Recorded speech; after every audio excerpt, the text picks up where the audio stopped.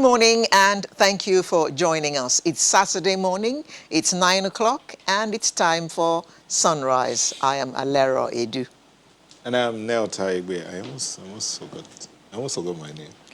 I was just, when you said it's Saturday morning, it's 9 o'clock and it's sunrise, I was just, thinking back how, Saturday mornings, there's this feeling about Saturday mornings. Yeah, I think I know the feeling you're talking about. No matter how active or inactive the week was, there's this psychological thing about Monday to Friday. Then there's this Saturday where you go, Saturday morning. Thank God it's Saturday. And then you want to turn on your TV and you see us. And we're here. Good morning. We're in your living room. Yeah. Thank you for having us. Mm-hmm. So how was your week? Mine was, I don't know how to put it exactly. It was, well, okay, so see this. Apparently Lagos State's doing a lot of work on roads. Yes. So, in almost every corner. So it's been, on Sunday, for instance, the governor went around inspecting some projects, went to certain bridges to see what was happening, and then talked about what they were going to do to improve on that. And it's just been, I don't know. Well, Lagos State government, let's say thank you. Thank you, Lagos State, but please also add streets in GRA, Ikeja. You're still talking about that? Yes. No, don't worry. I'm sure. Please add the streets in GRA, I'm sure Ikeja. they heard you. I'm sure the governor or the government heard you. So something will happen about the streets in GRA. But while we're talking to the government, let's also talk to the Lagos residents. Please. Driving, waste management, even relating with your neighbor. There's a way to relate with each other so that we are not causing more, we're not grating on each other's nerves. You know hello, why are you smiling? What? Okay, so there's a way it is in the holy books. It said you should do to others as you want them to do to you. I'm paraphrasing all the holy books, as many as you can remember. Do to others as you want them to do to you. Yep. If you don't like the way, talk to the next person the way you want them to talk to you. But sometimes you talk to somebody and then the person reacts or talks back to you the way you spoke to the person. And then you take umbrage. So on Thursday, let me say this one because it's sort of personal. And I actually wanted to forward the guy's picture and video to the authorities, but I said, no, let me let it go. But let me say this. So on Thursday, there was an accident on the Lagos-Ibadan Expressway, the Long Bridge. Oh, yes. I heard about that. Mm-hmm. It was a tipper that rammed into a gas-bearing vehicle. Yes, and there was an explosion or something. No, that one didn't explode. Okay. Fortunately. Because if it had, that bridge, the Long Bridge, after the car bridge, would have gone. It was a gas tanker. If it had exploded, but fortunately it did not. So we happened to get there that morning to see what was happening. As I was approaching, they had stopped all the vehicles, and it was quite a distance. I had to walk from Bega. So at a certain point, I was tired. Oh, God. I was tired. So you take these long walks often these days, don't you? When there's traffic, and we're journalists, aren't we? So you want to know what's happening out front. So I took a bike, and I told the bike man to move on the bridge. So we're approaching, I saw a Federal Road Safety Corps official, and I told him what I was going to do, and he said, okay. So I flashed my ID, I said, okay. So we moved forward, and then we saw this policeman with three, I don't know, sometimes the ranks in the police confuse me, I'm sorry, but he had these 3 silver bars, 3. He was walking toward me, so I put my hand on the back of the bike guy, I said, stop, or slow down, whichever one, and I put out my ID card. And the young man said to me, what nonsense ID card? And I was like, sir, I just want to take a picture of what's going on here, to report it. Exactly. And he said, go back. So we had stopped. The next thing I knew was he was punching the biker. So I was like, why are you beating him? We're not moving.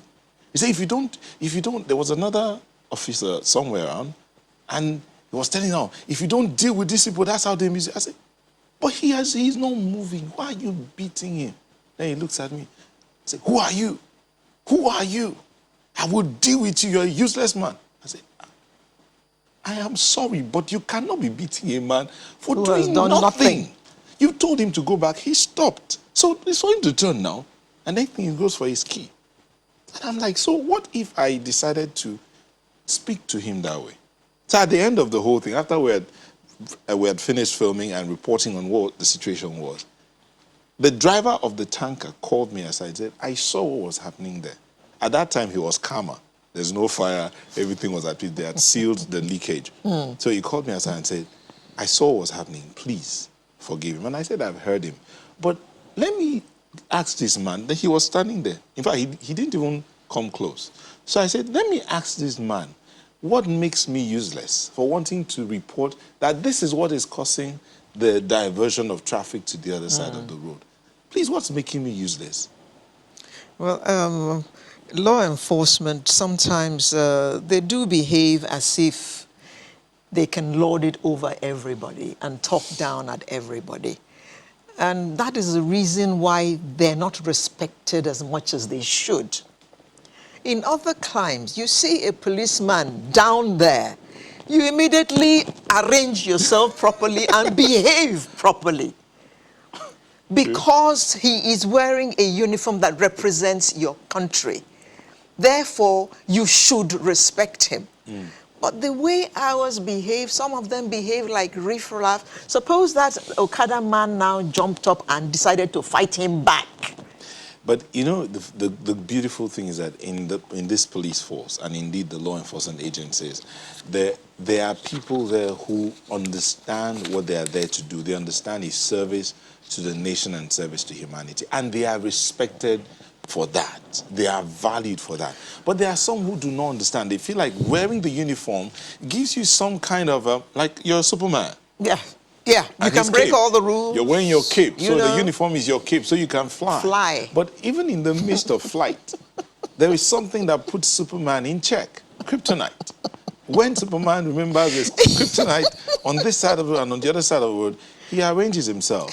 Hello, law enforcement official, please know this, that the citizens you're serving are your kryptonite. They can either help you, they can be the sun, which is the strength for Superman, or they can be your kryptonite if you decide which one you want. Many. As they say. Bong, kwem. Yes, we're going to start with looking at the humanitarian situation in Nigeria, seeing as World Humanitarian Day is next week. And engaging the media in business and social transformation program. Then we're going to continue with that shout which we started last week, insecurity in Idumuje-Ugboko community. Streets of fame for A-list celebrities. I wonder. Then there's the Law Tech virtual conference. And then, of course, it would end with the artist of the week. As is usual. Very, very usual. So you just want to make yourself comfortable. We will take a moment. Our Twitter handles will be on the screen. Please, again, the advice to us is whatever you're sharing, please keep it civil. Keep it short so that we can share with the rest of the world. And keep it instant, real quick. We'll be back in a moment. Don't go away.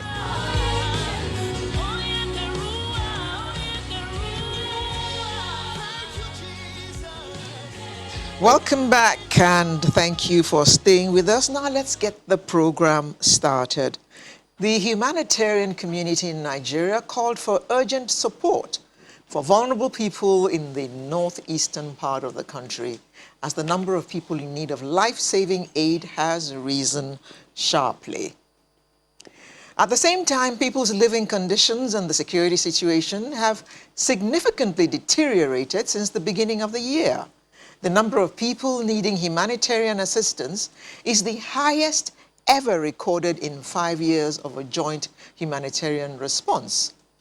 Those are the words of Edward Callan, UN resident and humanitarian coordinator in Nigeria. We have 3 people to help us dissect this morning. We have Crystal Chigbu, Executive Director, Irede Foundation, and she's with us in our studio in Lagos. Good morning.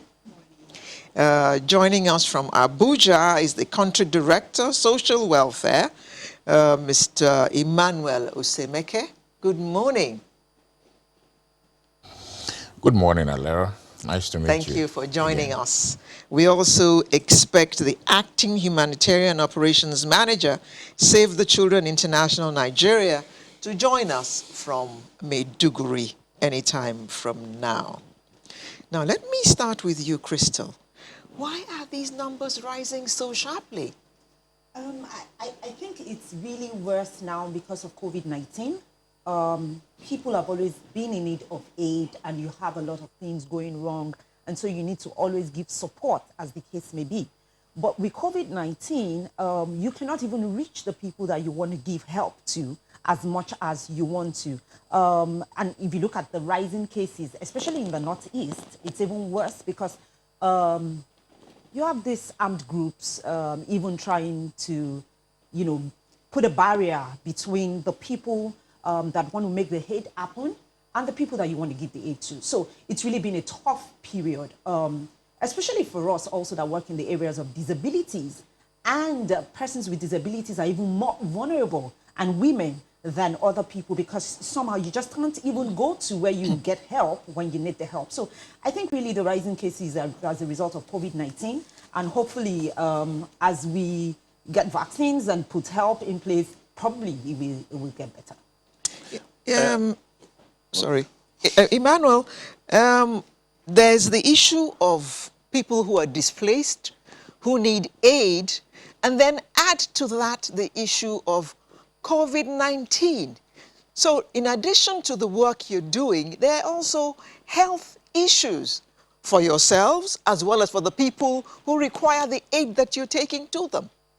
Talk to us about all that. Okay, thank you very much. I think in addition to what my colleague in the studios, Crystal, talked about, I think we need to look at it from possibly two major fronts. Yes, the issue of COVID-19 is one of the latest reasons for the increase in the numbers of displacement, or the numbers of people who are in need of humanitarian aid. But additional to that, and most critical, is the issue of increase in insecurity. There's been spike in insecurity in the Northeast, more so, also in the Northwest and other parts of the country. Then you now add the issue of COVID, which has exacerbated the entire situation. If you take a critical look at 2016 basically, and then of course dovetailing into 2017, when we had a major military operation and that created the space for humanitarian, what you call scale up, you realize that it's like we've gone back to that particular period where we had influx of victims from operational areas of the military, from the inaccessible areas to the limited accessible areas, then of course for the humanitarian workers to support. Because definitely the humanitarian workers definitely cannot operate within inaccessible areas. It's more difficult and more dangerous for humanitarian workers. The other third leg, but I wouldn't want to call it a third leg, is the increase in abduction and killings of aid workers. This has become a norm with the armed groups. So that has also not helped in the humanitarian response. But the other factor which many of us would not want to always talk about is the issue of funding. There has been lull in funding humanitarian support, because today, if you look at the humanitarian response in the Northeast, but in particular, it's been largely dominated by the international communities. On one part, you have the United Nations coalition that are leading a greater part of that. Then, of course, on the other hand, you also have the international NGOs. The national NGOs are more or less really not in the equation like that. So our own response has been largely dominated by the UN and, of course, the international organizations. Not because the national NGOs don't have the capacity, but because over time the narrative have been that the national NGOs do not have the requisite capacities, and I believe it's deliberate because the international communities want to continuously remain here to be able to provide the support and create jobs for themselves as against the national NGOs operating here and also creating jobs for the teeming unemployed youth who have the requisite training and capacity to deliver most of these responses. So I think that's basically where I'm going to put it at for now. You know, the thing is, let me bring it to you, Crystal. Last year, about 650 children, especially in the Northeast, suffering from acute malnutrition were attended to by aid workers. Now, the figure has it that there's bound to be an almost 50% increase in the number of people in need of aid. While these numbers appear to be increasing, are you seeing any effort to slow down? Today, I don't see any effort to really slow it down, because even when you're trying to put those things in place, it's difficult because of the situation the world found itself as a result of the pandemic. I think my colleague has also talked about a very touching issue, which is funding. So really, when you look at the Northwest, where we had the biggest issues when it comes to the cases of malnutrition and all the humanitarian AIDS issues, it's you don't see local NGOs as it were playing there. It's just majorly international NGOs and agencies working there. But I feel like in the next, say, 1 to 2 years, we'll begin to see the impact of the work that is happening now. But today, really, because if you're looking at the world generally, we have a big issue in our hand, which is the pandemic. And everyone is trying to resolve that. And until that time, I don't see these cases really going down. You know, while everybody tends to look at the pandemic, but before the pandemic came in, we had issues with, and I'll still take this to Emeka, but let me finish it here. Before the pandemic, we had malaria, we had Lassa fever, we had all these other illnesses that affected the citizenry, affected the children especially. So why is it that everybody tends to say the pandemic? We're looking at the pandemic as the major challenge to achieving some level of reduction in the speed of need for aid. When one person is looking at an issue, it's okay. But when 136 people are looking at the same issue, then it's magnified. And that's exactly what is happening. When you think of malaria, malaria is reduced to majorly Nigeria and Africa as a whole. But we're talking of the pandemic that has affected every country in the world. And that's why it's kind of overshadowing the bigger issues that we have in our countries. So yeah, malaria, Lassa fever kills more Nigerians than COVID has done. However, COVID is magnified because it's affecting everybody else and not just Nigerians. So the talk around it is a little bit more, and I think that that's why the effect is actually affecting us. In Nigeria, we get more support, like we just said, for the Northeast and the Northwest, who are majorly affected by, from international NGOs. And so if international NGOs are now talking COVID, it kind of just really affects they thinking of malnutrition. They can't even get the food across to you because they can't reach you as a result of that. But I think our bigger issue when it comes to humanitarian assistance and all of that is security, because it not only affects the people that you're trying to provide the aid for, but even the people that are taking the aid to the people. Okay, Mark Umaru, who's the Acting Humanitarian Operations Manager, Save the Children International, joins us from our Borno Maiduguri studios. Mark, thank you for joining us. Thank you.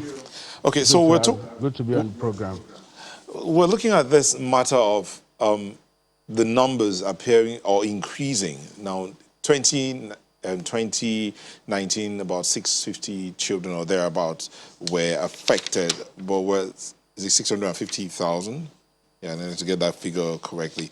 Now, but now, with the pandemic, which Crystal has continued to mention, and Osemeka as well, plus all the other issues arising, there is the challenge of security for the aid workers, especially getting these things to these same children whose numbers that need aid is increasing. So what do you think can be done to work through this?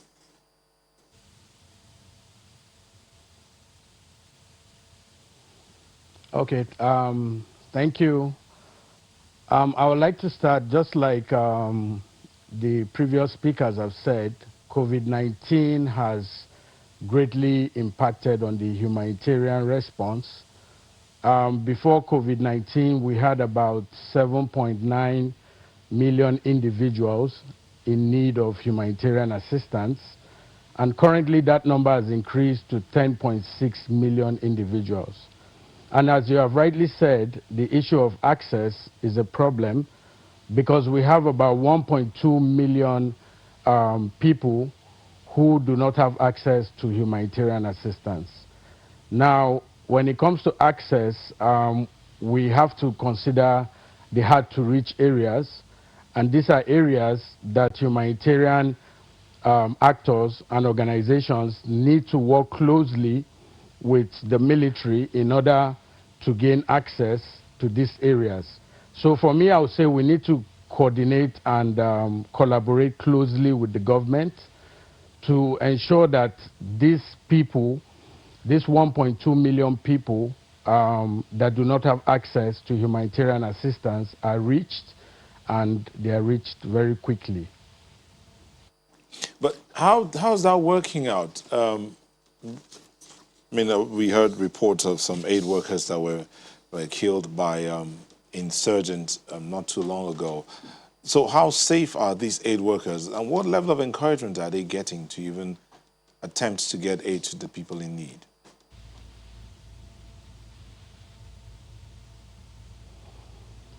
Okay, the situation in the Northeast, as we all know, is very tense.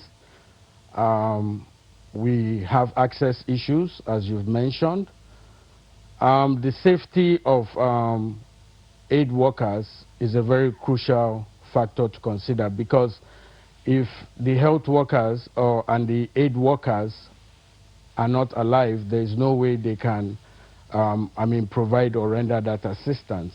It's been very difficult, like I said, but there are areas where the fighting is intense, and then these are areas that for now we cannot go, but we're working very closely with the government. We have seen in some places access has been open, while in others access has still been challenging.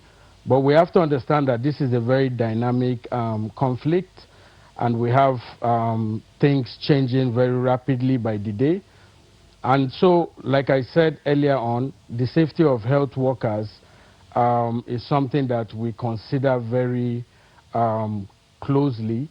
And we also, as humanitarian organizations, have standard operating procedures, and we have guidelines that we work with to ensure that we're safe. In addition to that, we also work closely with the communities to improve participation, to improve coordination, to collaborate closely with them. And I think this has gone a long way as well in helping us to stay safe as we do our work. Now, Mr. Moro, a number of aid workers have been killed. How much has this affected the morale and the resolve of aid workers and humanitarian organizations in those parts? Well, I mean, it has been really challenging because these are colleagues of ours. We've worked with them, we've lived with them, we've interacted with them. But I believe the morale of humanitarian aid workers has not been dampened by these killings. If anything, it has encouraged us to even do more to ensure that those that require humanitarian assistance, the most vulnerable, are reached and supported. Another very important topic that is being discussed now is mental health and psychosocial support. And humanitarian organizations are also making this available for their staffs because of the nature of the environment we work in. There's a lot of stress, there's a lot of trauma, but with mental health and psychosocial support and coming together as a humanitarian community to support one another, I believe our resilience is being strengthened. Okay, let me come to Crystal. The numbers are increasing dramatically. How are you coping in terms of funding? Funding is a very touchy topic. Interestingly, I was talking funding last week, and especially for the local NGOs, it's not as easy to access the needed funds that you need to do the work that you're doing. So for me, I would say the place to really stay on is continue to do the work that you're doing and make it visible. And I think that's where media support helps the work that we do. Because when the work, so for instance, you get a spotlight on your work, and then people get to know about it, and then they want to support the work that you're doing. And also, secondly, I would say for local NGOs to really find a way to continue to be credible, ensure that they're doing the right things that they're doing, then their counterpart agencies can support them for the work. But funding has not been it's not been easy at all. In addition, I would say that there's money available to do the work that you need to do. You just need to be at the right place and at the right time, and you'll probably get the support. So, Emeka, would you agree with her? In what particular aspect would you want me to? We've had a lot has been said. We've had this conversation about funding with you, I mean, some time back. But Crystal just said there are funds available for you to do what needs to be done. It's just that you have to be at the right place at the right time. Do you agree with her? No, I don't. Honestly, I don't. I think I've been in this humanitarian response from 2013. We were among the first to, get into major operations in Maiduguri, then they scale up into the LGAs. Our organization operated in Goza, in Pulka, in Madagali, and these are hotbeds. If you recall, Goza was the caliphate at the time. And when many NGOs refused to go to the LGAs to provide support to the victims of insurgency, we were able to go in because, one, we had a different approach or a more adaptable approach to the community because, one, we're local. Two, we understand the people, the language, we speak the language, we understand the culture, and so many other dynamics that, revolves around this operation. However, I would say that over time, I must give kudos to the humanitarian coordinator, Ambassador Edward Callan. I remember vividly that he and his group, they set up what you call the Nigerian Humanitarian Fund, NHF. Largely, that fund was meant to provide, one, capacity building and mentorship for the national NGOs with a view to pushing them forward or with a view to providing them that required capacity to be able to access funds from donors. Because, like I mentioned earlier, the narrative from the international NGOs and of course a few UN organizations, is that the NGOs, the Nigerian NGOs, do not have the research capacity, which I can tell you is not correct. A lot of the operations that has happened and happened successfully was championed and headed by Nigerian NGOs and championed by the Nigerian aid workers. The issue of access is also another question you need to look at critically. But to complete this statement of funding, the NHF has not been able to, that's the Nigerian Humanitarian Fund, has not been able to live up to its main objective of providing, one, the capacity for the national NGOs, because it's been largely dominated and provided funding for the international NGOs as against the national NGOs. And if you ask questions properly, you will get all the answers you need.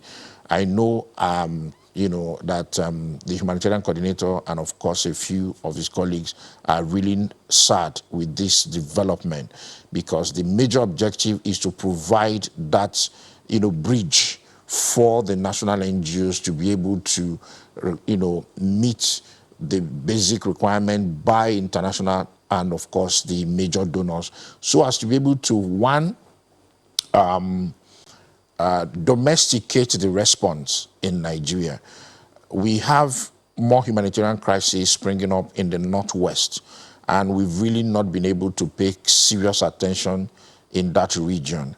I'm also aware, I believe you're also aware, you've covered it tremendously, the North Central is also a major hotbed with humanitarian displacement going on, in those areas. Then, of course, added to this COVID, so that has seriously exacerbated all of this. So the issue of access is that I know, that when we had major access issue in 2017, 2018, that the international NGOs relied 100%, relied on the national NGOs to be able to go into areas where they found it difficult to send their staff because of their policies that makes it difficult and impossible for them to do so.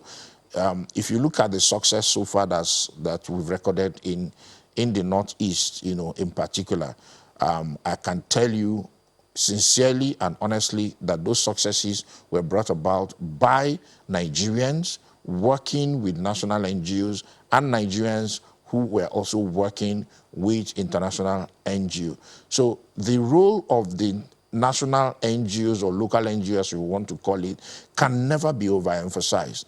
And seriously, until we begin to domesticate and nationalize the response, the humanitarian response, I can tell you for free that we're going to be on this whole trajectory of lack of access or minimal access and all whatnot. Because even when you have access, the UN agencies with their very stringent policies makes it difficult for them to even go into such areas until it is, completely safe for them to go in.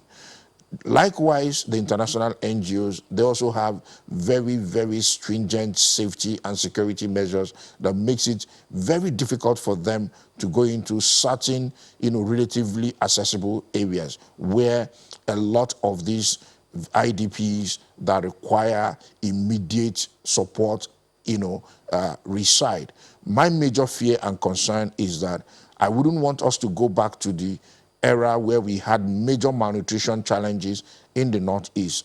I'm sure you recall when we had serious issues with malnutrition in the Northeast part of Nigeria, and people were dying on a daily basis as a result of, one, lack of access, then two, lack of provision of the needed support.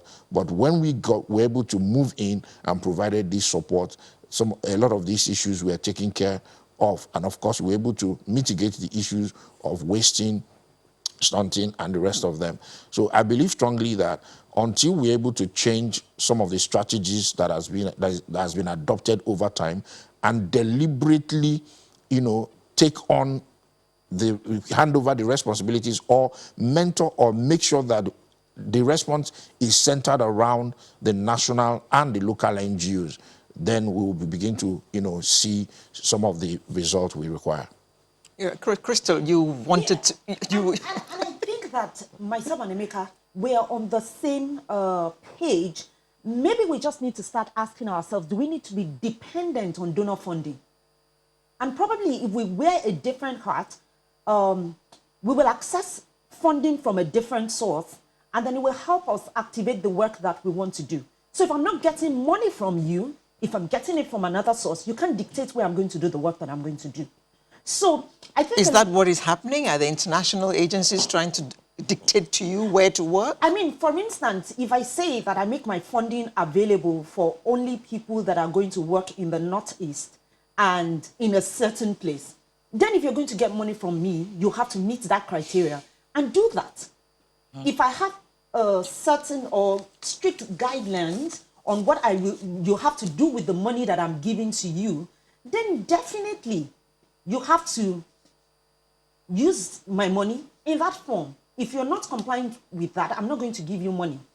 And so that's why I'm saying, with the spotlight on media, for instance, on national and local NGOs, you will access funds from individuals. And if you look at the COVID response of Nigeria, the private sector came in and did things differently. So we were not just getting funding from international organizations or but the private sector came in and did something about it. So I think... How much funding are you getting from the local source? So for instance, my own organization, we access 70% of our fund from Nigerians.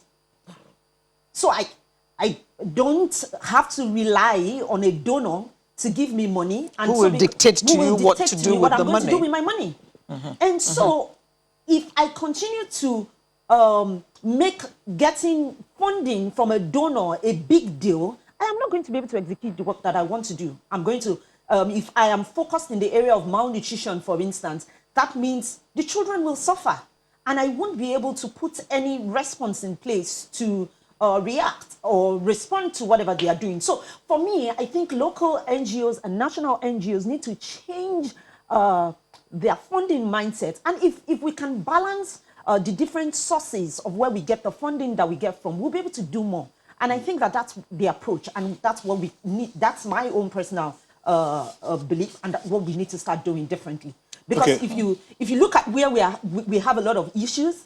It's where, okay, the NGOs, international NGOs are saying this is the way we want it to go. The local NGOs are saying, no, this is how we think we should respond. And when you don't have the money, you can't respond. Okay. The way you want. Mark, your focus is the children. And this matter of funding, as we wind down, how best do you think it can be resolved?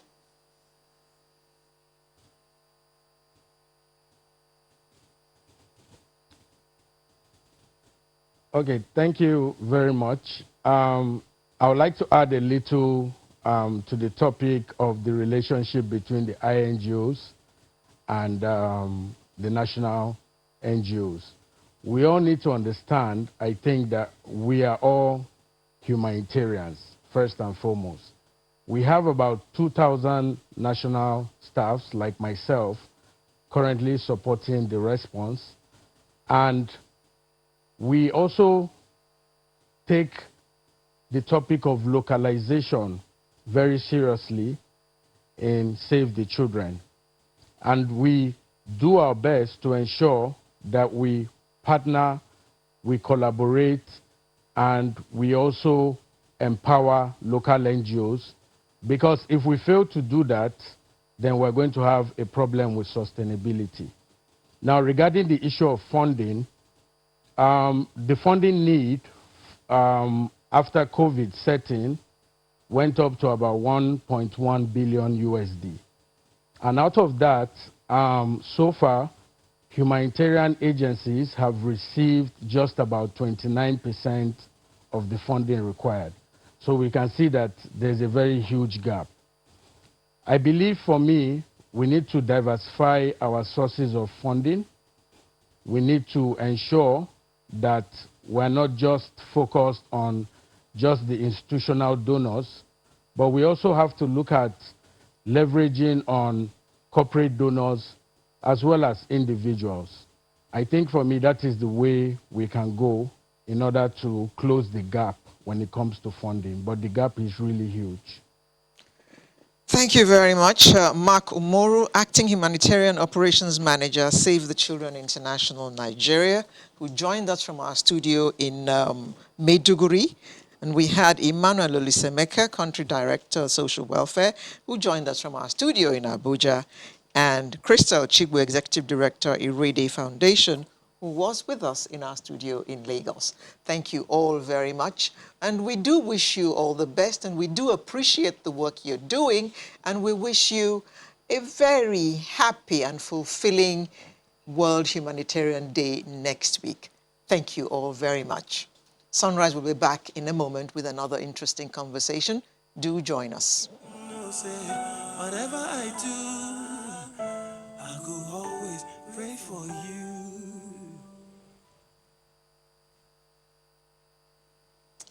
Over 800 professionals are expected to feature at a virtual program designed to discuss critical roles of the media in promoting business and social endeavors due to the challenges of the coronavirus pandemic. Now, this is organized by the U.S. Government Exchanges Alumni Association. The event is part of an array of activities by the association to promote good governance and social reforms across the country. The U.S. Government Exchanges Alumni Association is the umbrella body of all exchange programs sponsored by the U.S. government in Nigeria to foster peace and understanding. Well, to take us through and explain to us what this whole program's about, we have here in our studio Abosede Oyeleye, who is the treasurer of the United States Government Exchanges Alumni Association. Thank you for joining us. Good morning. We're expecting Dr. Jude Ememe, who's the president of the association, to join us in the course of the conversation. So, Abosede, tell us about the association, first of all. All right. First of all, it's a pleasure to be here on the Sunrise program. The USGA, as we call it, Feminist United States Government Exchange Alumni Association, is an umbrella body of all the various exchange programs sponsored by the United States Department of States for Nigerians. And there are so many professionals in different fields, ranging whether health, non-profit, media, administration, politics, the former Chief Judge of Lagos State, member, even the former governor, and so on and so forth. So it's passed across various areas of human enterprise. So, and all of these people were chosen because they were making their marks in their various fields, or they have the potential to make their marks in their various fields. So, like the program I attended, it was for midfield leadership personnel, you know. So basically, in a nutshell. So, but the USGA comprised of all the umbrella bodies. There are over 20 different exchange programs that are sponsored by the U.S. Embassy in Nigeria. Well, not U.S. Embassy, so to speak, but the U.S. government. But they do it through their embassy here in Nigeria. Okay. So what's this webinar all about? All right. So we are going to have a webinar titled Engaging the Media in Business and Social Transformation Programs.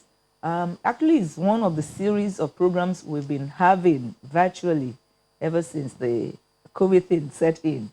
Before now, we used to do a lot physical trainings, but like every other organization, if you don't get into the virtual space, you'll practically be left behind. And so it's going to be a virtual program. We're bringing in very renowned personals to talk to us. The chairman of Channels will be with us. He's also, incidentally, one of our alumni as well. So we'll be talking of how we can engage the media in business and social transformation programs. Somebody said something, and I agree with him, that in those days, when you say somebody is an illiterate, it means he cannot read or write. But now you're an illiterate if you don't know how to use the social media, the media space, because you will really, really be left behind. So in as much as a lot of our members are making impact in various areas, social fields, business, and otherwise, like we mentioned, these things need to be pushed out more than ever before. And really, there's a lot of, the environment we're in now is very harsh, and you really, really need to double up efforts, really, to be able to showcase what you have and to really be able to break even. So these are ways we support our members. We support them through various trainings and leadership programs.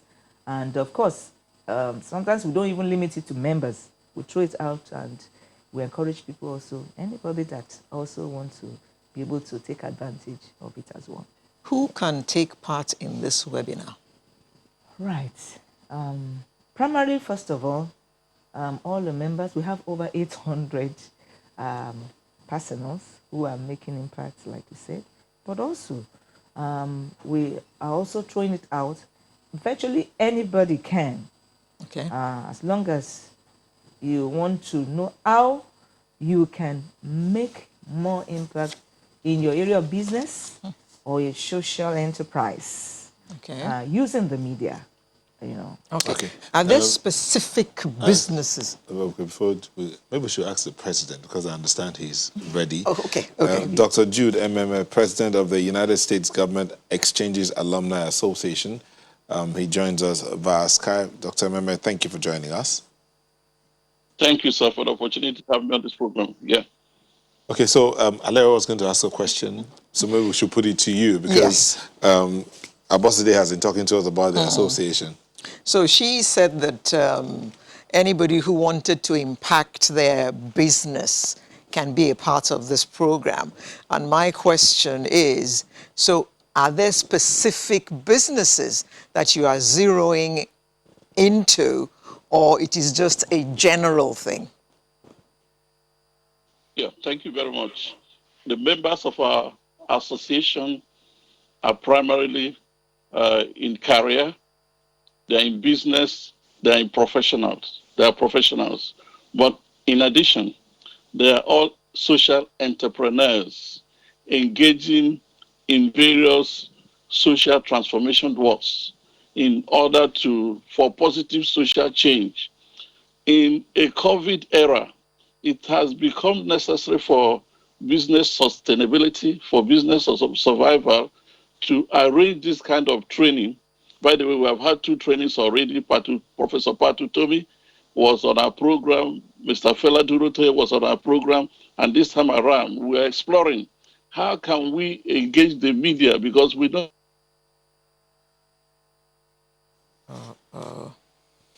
Well, we lost Dr. Mamede, but I'm sure we'll get back to him. So he was saying, look, he was asking the question, how can we engage the media?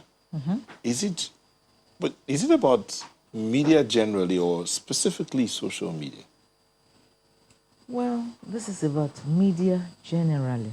It's not limited to social media, definitely. Media in every sense of that word, how we can engage them. I was just listening to the section before now, and we're talking about the fact that, we're talking about the humanitarian space. And the lady was saying that whatever you are doing, you have to make it visible. I took note of that. So how do we make it visible? So the media generally, now even the TV now is you can get it on different aspects of in different aspects of social media. What we are watching now on TV, we can also have it on channels, various platforms. So all of this helps to push out the information or whatever positive programs that we are doing. A lot of times locally, you know, when I was listening to the discussion about the humanitarian thing, locally we don't have enough support. A lot of locals, social enterprise, because I run a non-governmental organization anyway, that's what I do. You know, you don't have enough support and you don't have the muscle to push out the message as the international ones. So you're making impact, but nobody is saying you. But right now, I believe that there's a lot to learn. I'm even going to sit back to learn how, without having so much, we can actually make ourselves visible. We can actually know how we can get more reward or results from whatever we are doing using all these various media platform. Okay, Dr. Meme, I understand you're back now. So let's look at what should the participants be expecting from this program. Now, the media provides huge opportunities, not just for entertainment, but also huge data opportunities, information opportunities. The media provides us the opportunity to gain access to international market, thereby enhancing promotional advantage. And so we're pleased to have Dr. John Mama on this program. Like we all know, he has become the foremost media entrepreneur and consultant. So from this program, we expect to gain media literacy.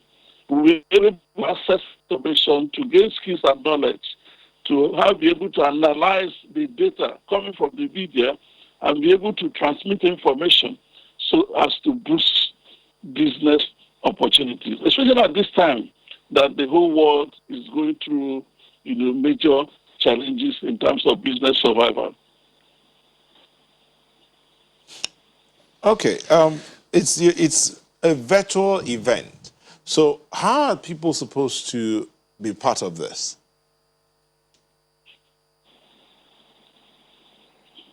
Already the program, we have given it wide publicity through the various social media, through our various platforms, through the U.S. consulate, because it's also in collaboration with the U.S. consulate. So what to participate in this program, one is expected to register and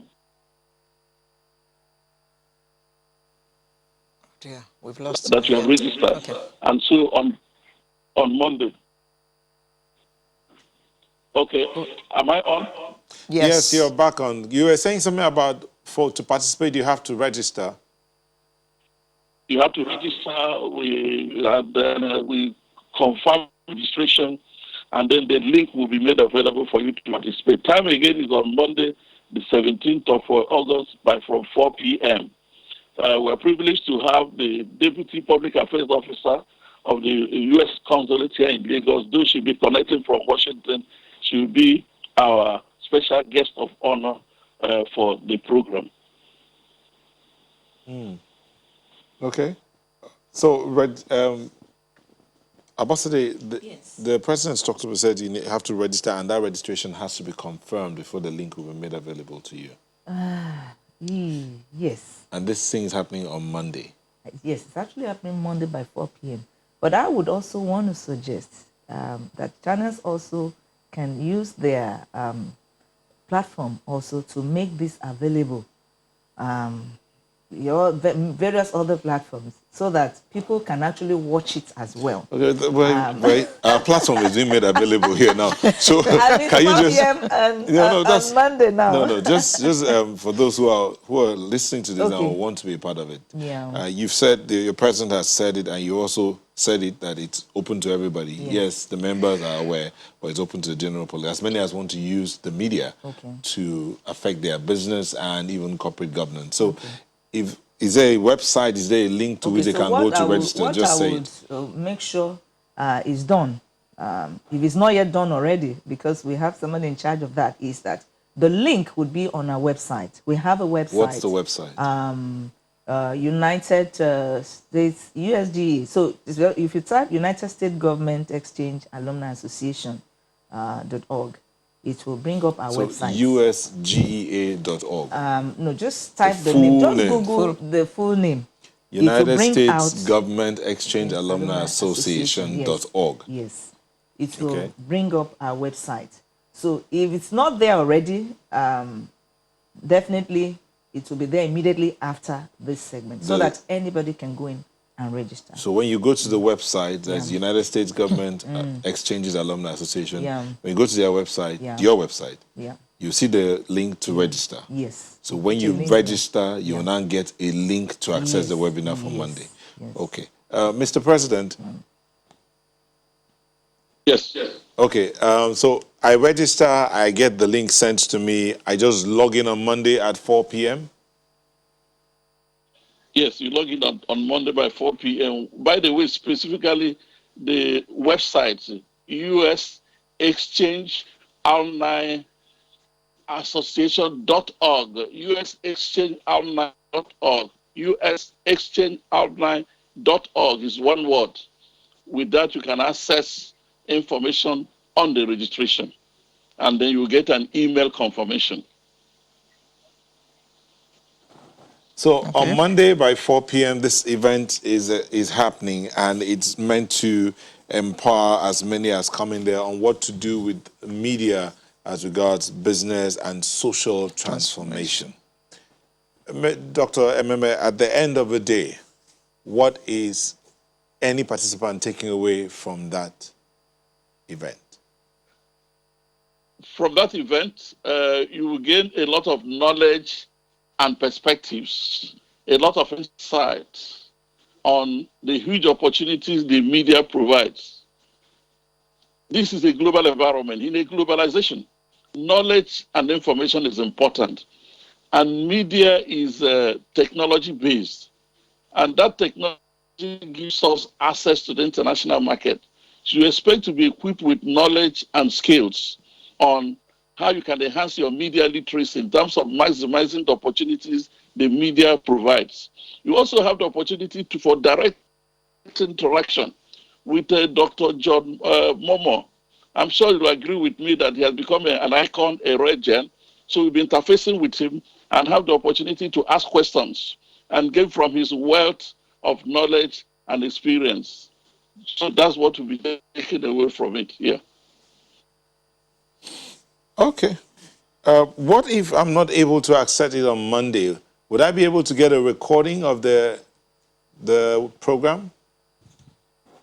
Yes, that will be provided. That definitely will be provided. If you register and we have your email address, that will be provided. Will it be provided to everybody who registers as a matter of course? Yes. Yeah, you have to indicate and request it. Not a matter of course, you request it. We'll provide it to you upon request. So if you are interested in taking part in this program, you shall go to the website of the United States Government Exchanges Alumni Association.org to register, and you will get a confirmation email that will supply you with a link to join the webinar at 4 p.m. on Monday. If you have registered and you want a copy of the proceedings, you will request for it, and it will be sent to you via your email address. I suppose that is... So what's going to happen is Yes. that it will be recorded, like the president rightly said. Yes. And we'll send it automatically to the emails of those who registered. No, he says those who request. He says you have to request for it. Okay. That's what the president said. Okay. Before now, we do send it. Okay. Yeah, that's what we used to do. Maybe that's going to change, I don't know. But we do send it. That's not to say they shouldn't come for the seminar, because that way, when you come, you can then ask your questions, really. Interact. Interact. Yes. Yeah. Okay. Who are the other resource persons, by the way? Okay, so we have somebody coming from the U.S. consulate, but she will be zooming in into the program from Washington. Okay. Anyway. So, and all our members who are also participating, who are also in the media world, one or two others are also going to be featuring there. Apart from yes, Dr. John Momo. Yes, but John Momo is our guest, our special guest of honor, because we do have somebody that will be speaking. So we know that we don't have all the time. It's just 1 hour program. So we want to make the best of it. Okay, thank you so much. Remember, anybody and everybody can participate in this event. You've been told if you go to www, I want to be sure that I got that website well, Mr. President, www.usexchangesalumni.org. Hope that's correct? Yes. Yeah, that's correct. usexchangealumni.org. You go there, you register, and you can be a part of that conversation on Monday. But you have to register, and then they'll send you the link so you can be a part of it. Thank you so much. We wish you a successful webinar on Monday, the 17th of, right? 17th of August. Monday 17th, 4 p.m. So Monday 17th, 4 p.m. So those of us at work should have finished the major work of the day, and you can join the conversation for an hour. Yes, it's for an hour. Because I tell you, it's going to increase your competency. In assessing, evaluating, and information, particularly now it's a digital-driven world. Yes. So we all need it. We all need it. Indeed. Thank you so much. Dr. Jude MMA is the president of the United States Government Exchanges Alumni Association and a fellow of the Hubert Humphrey Scholarship and eminent management consultant who joined us via Skype. But in our studio, we had Aboside Oyele, who is the treasurer of the association. Thank you both for coming to share and tell us about this webinar. Thank you. So, we'll be back in a moment. Do stay with us.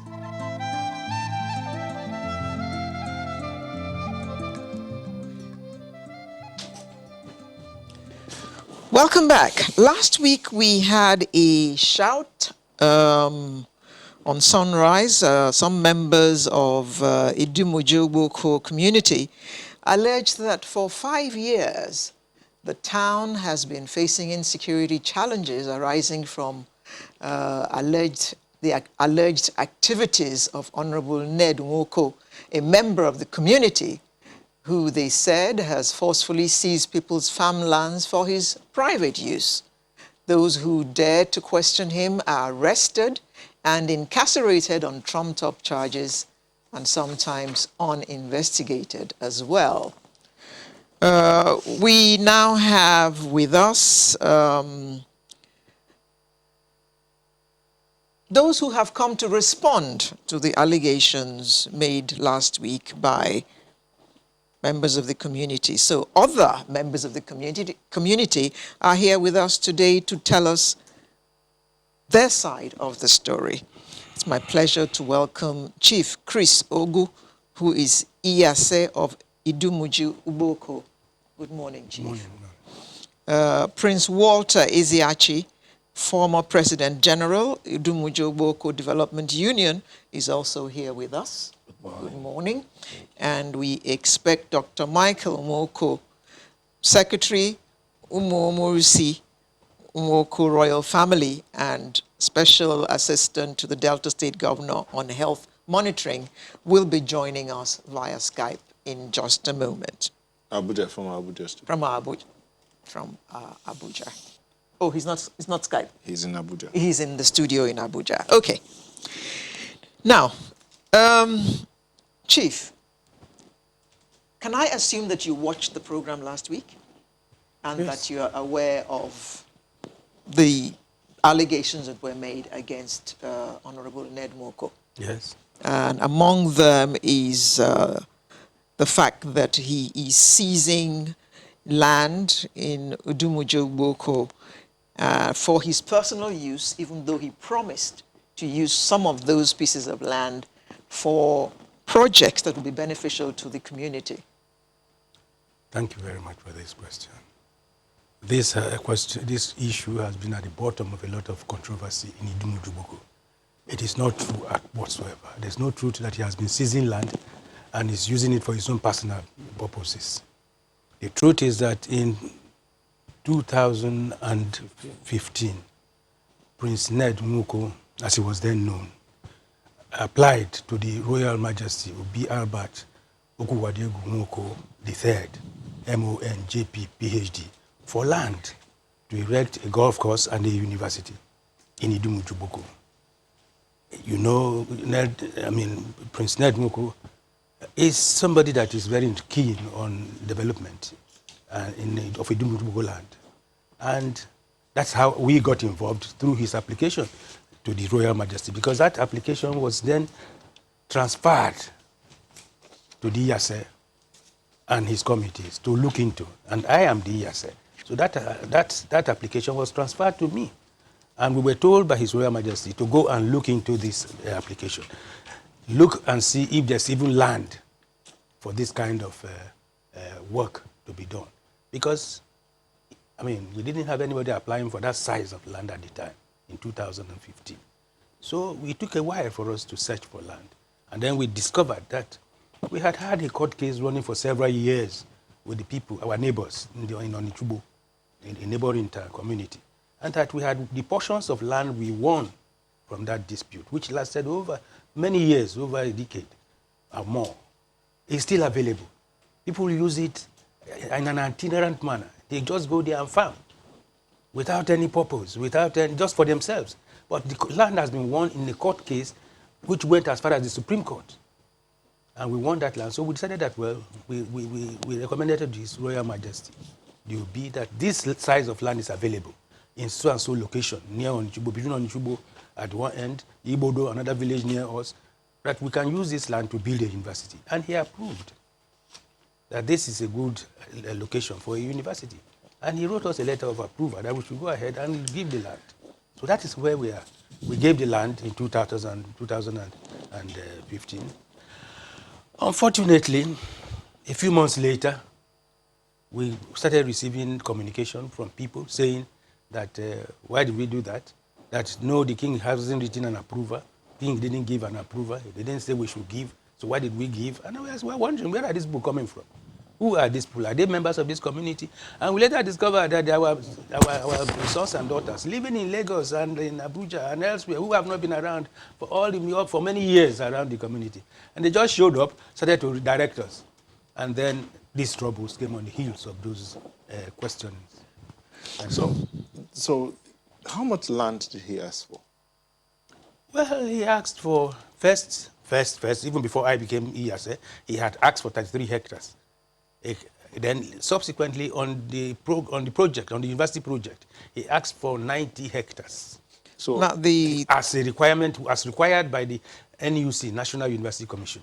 The 33 was the one that was supposed to have been used for the dairy farm. Not just the dairy farm. Well, among other things. Among other things, but yes. Was the dairy farm project executed? Yes, to the best of our knowledge, it was executed.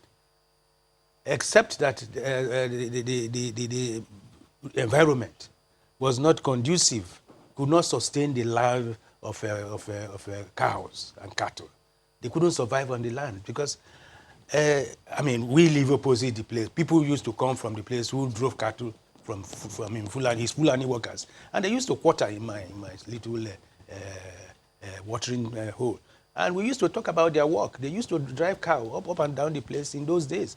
The grass poisoned many of the cows, and they died. So in other words, there is no dairy farm there today? There is a dairy farm. There is a zoo. There is a zoo. There is a fishery, a fish pond, a commercial fish pond. As a matter of fact, the truth is that in the year 2000, NED applied for land for agri projects, including a dairy farm and a dairy factory, a poultry, and others. Unfortunately, he was ill-advised.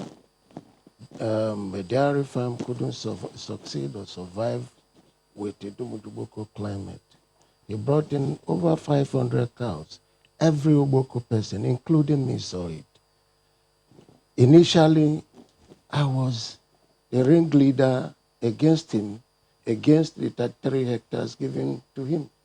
Myself, Uchaligwe, who was then President General, and a few others.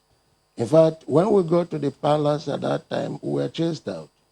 But when I saw what NED was doing, that is a project going on, the cows brought in, the poultry running, and everything, I decided to support because it was development. And Ugboko people were working there.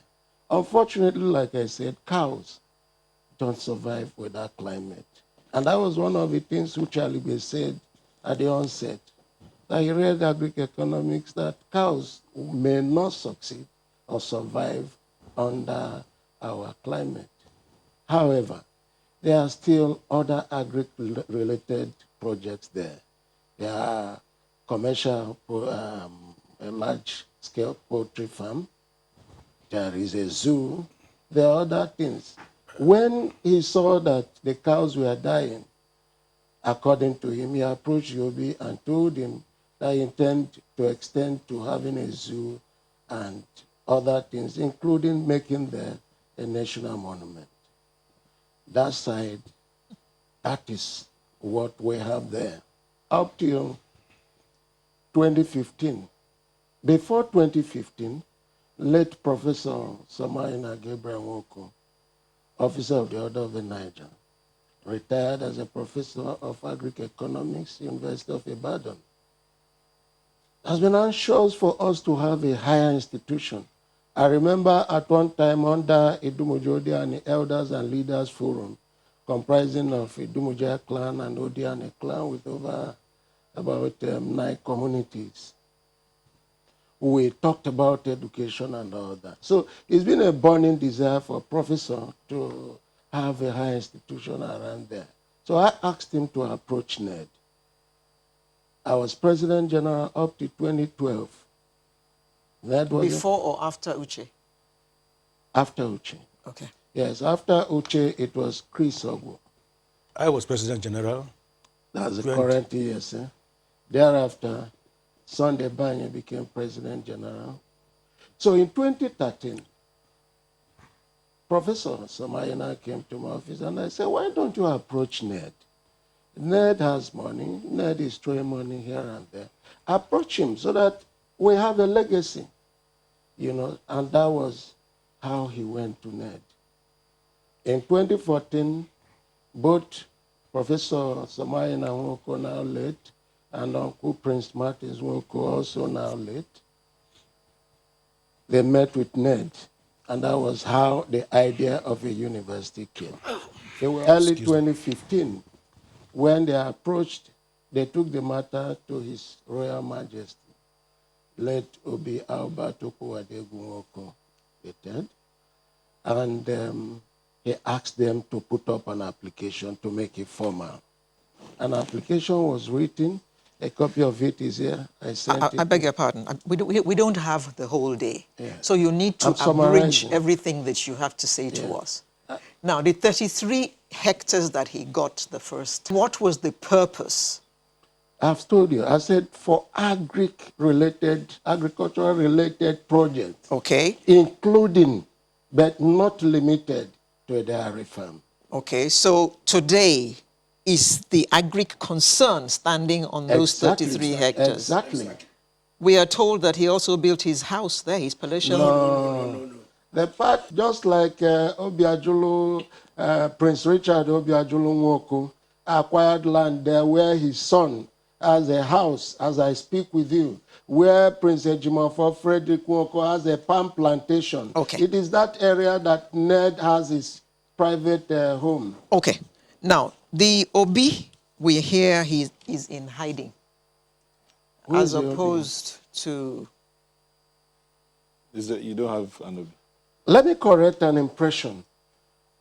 Let me correct an impression that has been making round. On February 6, 2017, and that's the genesis of the violence, the Obi of Idumuje-Ugboko passed on. Yep. Where he passed on, people were not informed. The traditional rites that were supposed to be done weren't done. That same night, his first son, Prince Chukwunonso Justin Nwoko, proclaimed himself the king.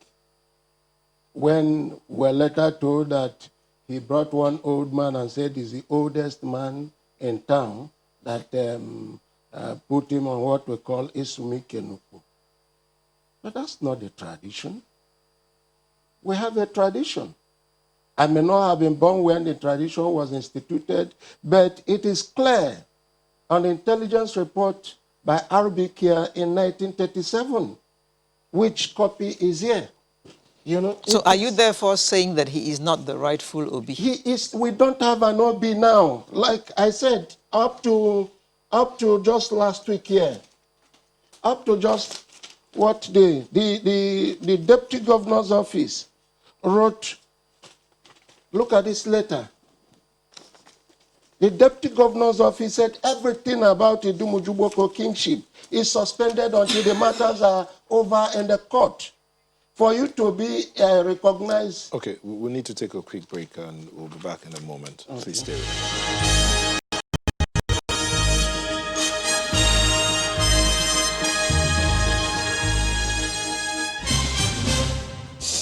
Thank you for staying with us. Let's bring in Dr. Michael Nwoko, Secretary of the Idumuje-Ugboko Royal Family and a Senior Special Assistant to the Delta State Governor. Dr. Michael Nwoko, thank you for joining us.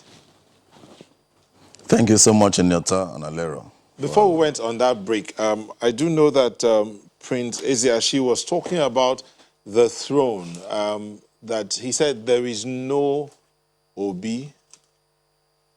Why is that so?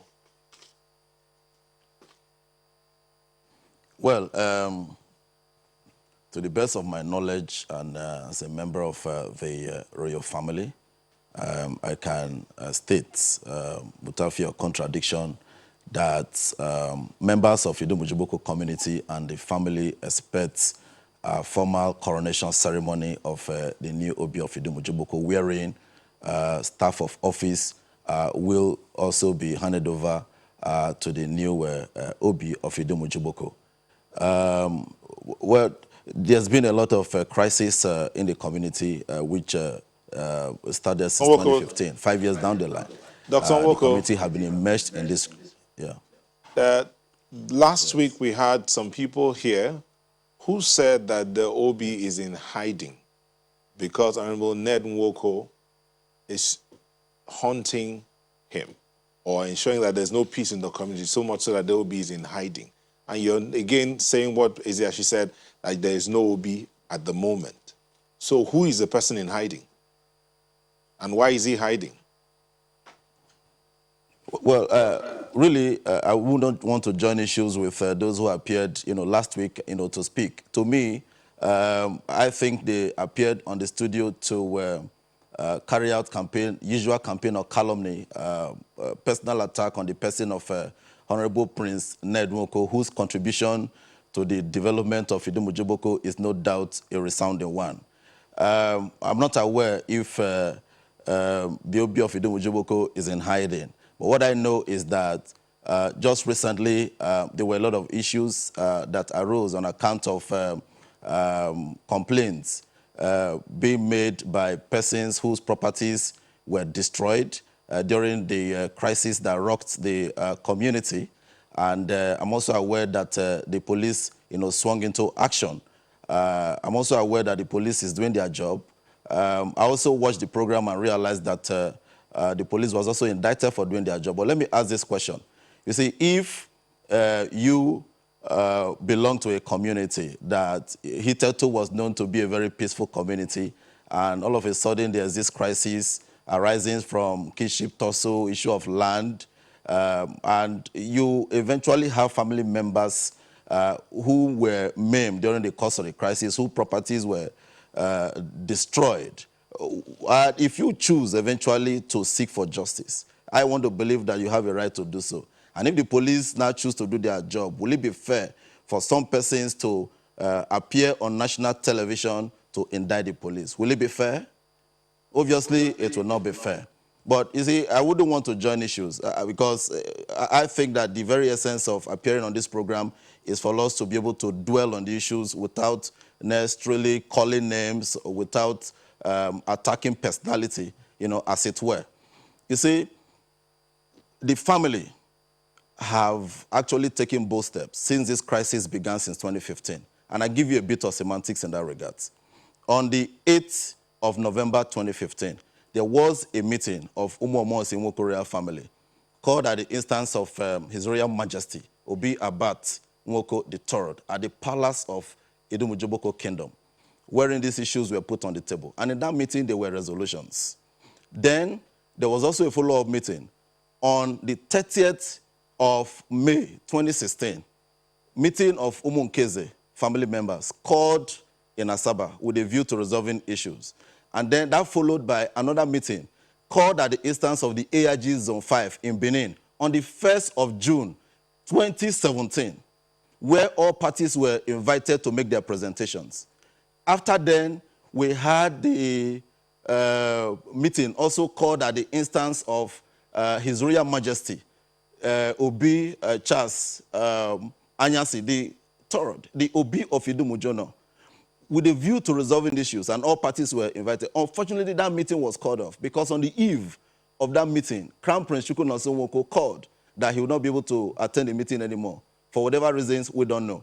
And then that followed by the Benjamin Elue-led Peace and Reconciliation Committee that sat in the month of August in 2017, where all parties made their presentations. And of course, the latest is the Committee of Traditional Rulers in Anioma Land, ably led by His Royal Majesty, Obi Dr. Efezomo II, the Obi of our kingdom, and chairman of Delta State Traditional Rulers Council.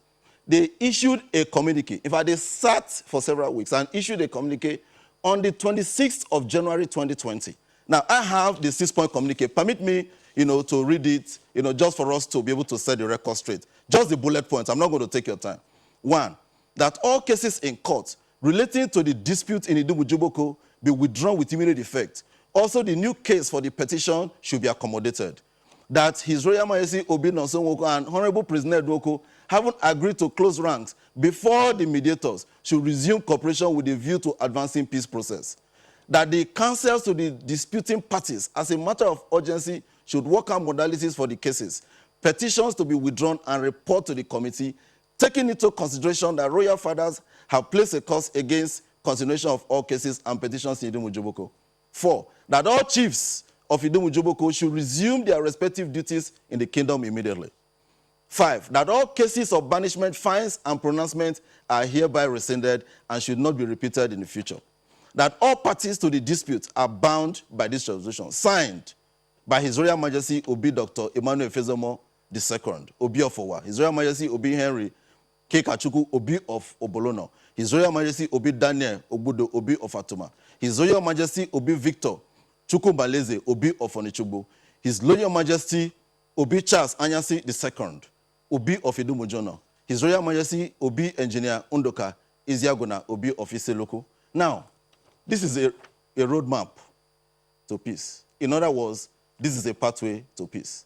But unfortunately, this communique is not being implemented. In fact, the other meetings that have been held all had resolutions. But I want to believe that the crisis that we are seeing in Idumuje today, the escalated crisis in the community today, perhaps is a consequence of the lack of implementation or non-adherence to the resolutions of the peace meetings that have been held. I had the honor and privilege to attend most of these meetings. So if you really look at the issues, talking about the issue of land, some allege that the initial 33 hectares that was applied for by Honorable Prince Edumuje was used for residential purpose. That is really mundane and preposterous because the residential building of Honorable Prince Edumuje in Idumuje-Ugboko is seated on 4 hectares of land, which are acquired from individual owners. Good. Now, the 33 hectares was requested for the purpose of setting up dairy farm and other agricultural-related purposes, etc. If you visit that site, you will see an industrial-scaled zoo, you will see an industrial-scale poultry, you will see an industrial-scale fish pond. Good. And then when you also visit that site, you will see a monument that is captured under the Mount Edumuje Resource Center. You will see for yourself, and you must have heard about the Mount Edumuje Resource Center. These are all geared towards effective development of Idumuje-Ugboko, which Honorable Prince Edumuje is totally committed to. That Mount Tourist Resource Center attracts over 5,000 visitors annually from different parts of the country and, of course, different parts of the world. And I can also state without fear of contradiction that the engineering workshop of the proposed Taj University is also currently seated, in the 33 hectares of land earlier approved of Honorable Prince Ned-Nwoko. So what I can say at this, junction is that Honorable Prince Ned-Nwoko is totally committed to the development of Idumuje-Ugboko. This he has been doing with precision. But unfortunately, there's been this resistance from some forces around the palace, which is really quite unfortunate. Because, now, let me also inform here that as a follow-up to the meeting conveyed at the instance of the AIG Zone 5 in Benin on the 1st of June in 2017, it was resolved that Honorable Prince Ned-Nwoko should pay a visit to Idumuje-Ugboko Royal Palace to visit his brother, Crown Prince Chuku Nonso-Nwoko, so as to be able to open up a channel of communication. Because we felt that if that channel of communication is opened up, that will eventually open up a roadmap towards ensuring that peace returns to Idumuje-Ugboko.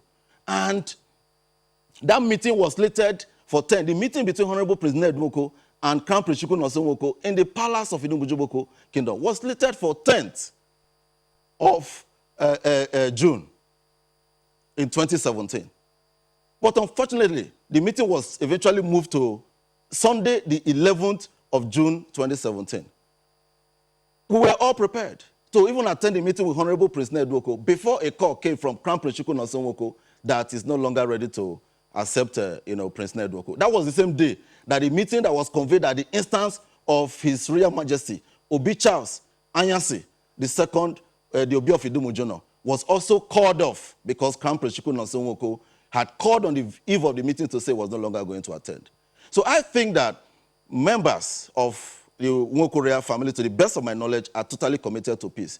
Members of the community are totally committed to peace because the community have enjoyed, peace and security over the years, to the best of my knowledge. But because of some forces around the palace, it is not making the adherence to resolutions from these peace meetings, to, be effectively adhered to. But I have a firm belief that, peace will return if all parties agree to come to the table and go about the faithful implementation of the communique that emanated from the Committee of Royal Fathers in Anioma Land, ably led by His Royal Majesty, Dr. Ifezamo, the second, the Obi of our kingdom, and the chairman of the Delta State Traditional Rulers Council. If that communique is effectively implemented, peace will return to Idumuje-Ugboko. Right. Dr. Mike, let's come back here and talk to Prince Ezeashi. Prince Ezeashi, you were, before we went on that break, you were talking about the throne, the ascendance to the throne, but he has answered that bit. But let's look at this thing about the land. Yeah. So 93 hectares of land. Honorable Ned, 90. Honorable Ned-Nwoko applied for 93 hectares to add to the 33 he already got for, as I said, for a university. So this is what the people that were here last week said, that the late Obi refused and wrote him 3 letters to the effect in 2015, 2016.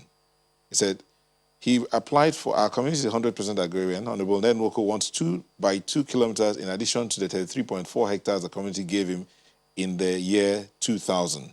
He's asking for more land. The Obi wrote to him in 2015, 2016, 3 letters. His son, the present Obi, who succeeded him, upheld this position. This is his grouse. That's the grouse of Honorable Ned-Nwoko. Since then, Ned has filed about 16 lawsuits against the Obi and members of the community who are opposed to this quest. 6 members of the community under incarceration for 1 to 3 years on trumped-up charges without arraignment because there is no iota of evidence. In the last 2 weeks, the Obi and 3 other people have been under police harassment, intimidation, and arrest and detention.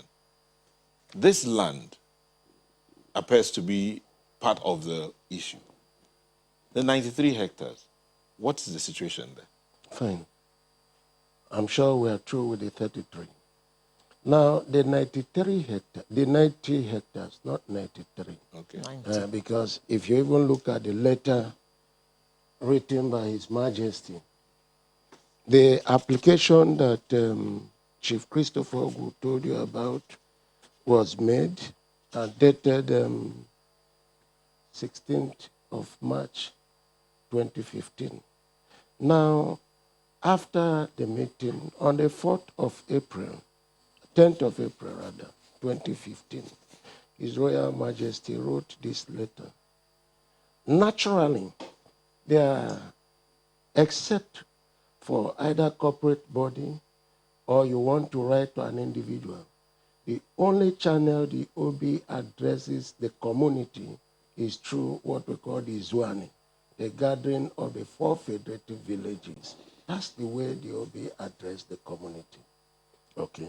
So on the 10th of April, a letter was written, signed by His Royal Majesty, in which he acknowledged the letter of Linus International through Prince Idumuje-Ugboko, dated 16th March, like I've said, 2015. And I have carefully considered your request for additional 90 hectares of land, not 93. Okay. That's one. That is the OB's signing of that letter. Now, during the... The OB says he's considering the request. No. He said, I have carefully considered your request, not considering, considered your request for additional 90 hectares of land for establishment of Idumuje-Ugboko Golf Course and a further 2 miles by 2 land for a sports university, and I'm happy to inform you as follows. The town will go into partnership with your company by investing the capitalized value of the land at appropriate rate in the golf course. The land for the university shall be donated by the village. I hereby instruct the Land Allocation Committee and the committee established by the Zwane that held last month to determine the current value of the land and capitalize it for the purpose of the investment at the appropriate rate for the cost. This must be the letter that we were told last week that is fake. I'm coming. I am coming.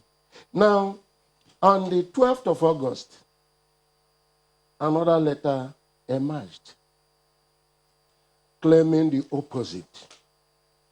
Early September, this letter was shown to me by the chairman of Aniocha North Local Government Council, Honorable Chuks Oseme. He said, I am at a loss because we are to issue a customary right of occupancy. But this is a letter that came, and this is the first letter we had. Before then, on the 11th of July, 2015, the then President General of the Union, my successor in office, convened a meeting where this issue of the land for the university was resolved. And that was what led to the executive, that was the national executive of the town union, writing and addressing this letter to the local government council chairman, informing him that the union is equally involved in the approval and in the process of the allocation of land. Now, back to this. When the 2 letters appeared, after the council chairman showed me, I went back to Bennett Odo, the President General, and said, what am I hearing? We had a meeting July, and after July, what am I hearing that there are 2 letters now? He said, Were yes. you the President General at that time? No, I just left office. My successor was Bennett Odo. Okay. The man I said I went to meet in his office. Now, I asked him, and he said, yes, so my brother, there are 2 letters. One was given to me by Prince Ned, and the other one was given to me by Prince Chukwunonso. And I said, how can this be? I went to the palace. I called the late to be my uncle, which really he was, 3 times to find out what really was wrong, what has happened, and what is happening. More importantly, that other letter of 12th of August was addressed to nobody in particular. And it was irregular. It is still irregular for the OB to address his community through Okpokpa letters sent to the churches instead of addressing, calling for an Izuani, the town meeting, to address his people. So there was something sinister. Three times I had I was not allowed to see him. They say he traveled. I sensed some foul play, and I decided to address a letter to the Commissioner of Police to investigate these two letters. Okay. And what did he find? The report is equally here. Just summarize it because we don't the have report was that we must start winding down. Is it the report was that Prince Chukwunonso Nwoko, Prince Frederick Obiajulu Nwoko, and Prince Richard Obiajulu Nwoko and Prince Frederick Ejimafo Nwoko conspired among themselves to obtain this letter from His Royal Majesty illegally. Okay?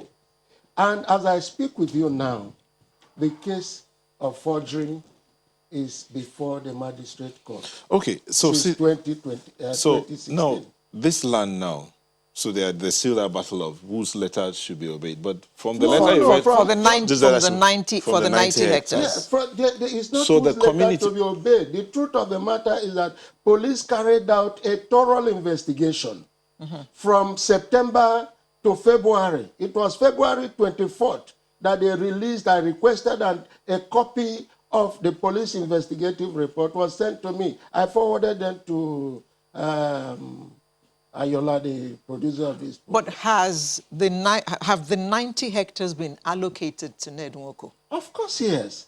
And there is a memorandum of understanding to that effect, signed by members of the 4 federating villages of the community, between liners on one part and the community on the other part. Okay, I will ask you. The community has 40% equity in the project. I will ask you the same question which I asked the group that came last week. 90 hectares is a huge amount of land. And I asked them, I said, your Idumuje-Ugboko cannot be called a village if it has 90 hectares to allocate to one person of land just sitting down there. Or are these lands that belong to people which were now aggregated and given to Ned Nwoko? Thank you. The land does not belong to anybody. In 1956, between 1956 and 1969, that's approximately 13 years, Idumuje-Ugboko and Onitshubo had land crisis. Late 55, Onitshubo annexed some part of Idumuje-Ugboko land. Now, this particular section of the land was reserved for development since 1969. And that's where part of it was where we built the community secondary school. Part of it was where, when late Elder Siwa and Izor relocated to Idumuje-Ugboko, he was allocated land there to build a furniture factory. So what's happening to the school now? Which of the school? The one you say is on this piece of land. Not this particular one now.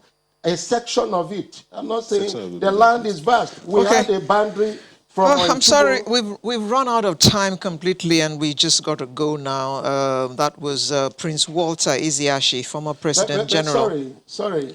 May I quickly say that Prince Ned Nwoko is not a bully. Prince Ned Nwoko did not encroach into former President General Idumuje-Ugboko, and we also had from Abuja Dr. Michael Nwoko, Secretary Umuomorisi Nwoko Royal Family, and Senior Special Assistant to the Delta State Governor on Health Monitoring, who joined us from our studio in Abuja. Well, we wish you a speedy resolution of this crisis because it seems to be escalating. And from what Dr. Michael told us, there was a meeting at which it was decided that everybody should sheath their swords. So, people of Idumuje-Ugboko, please sheathe your swords and especially since a number of you have the same surname. You're all Mokos from what we see. And there's no reason why you can't, as a family, sort these matters out. Good luck to all of you. Sunrise will return in just a moment. Please stay with us.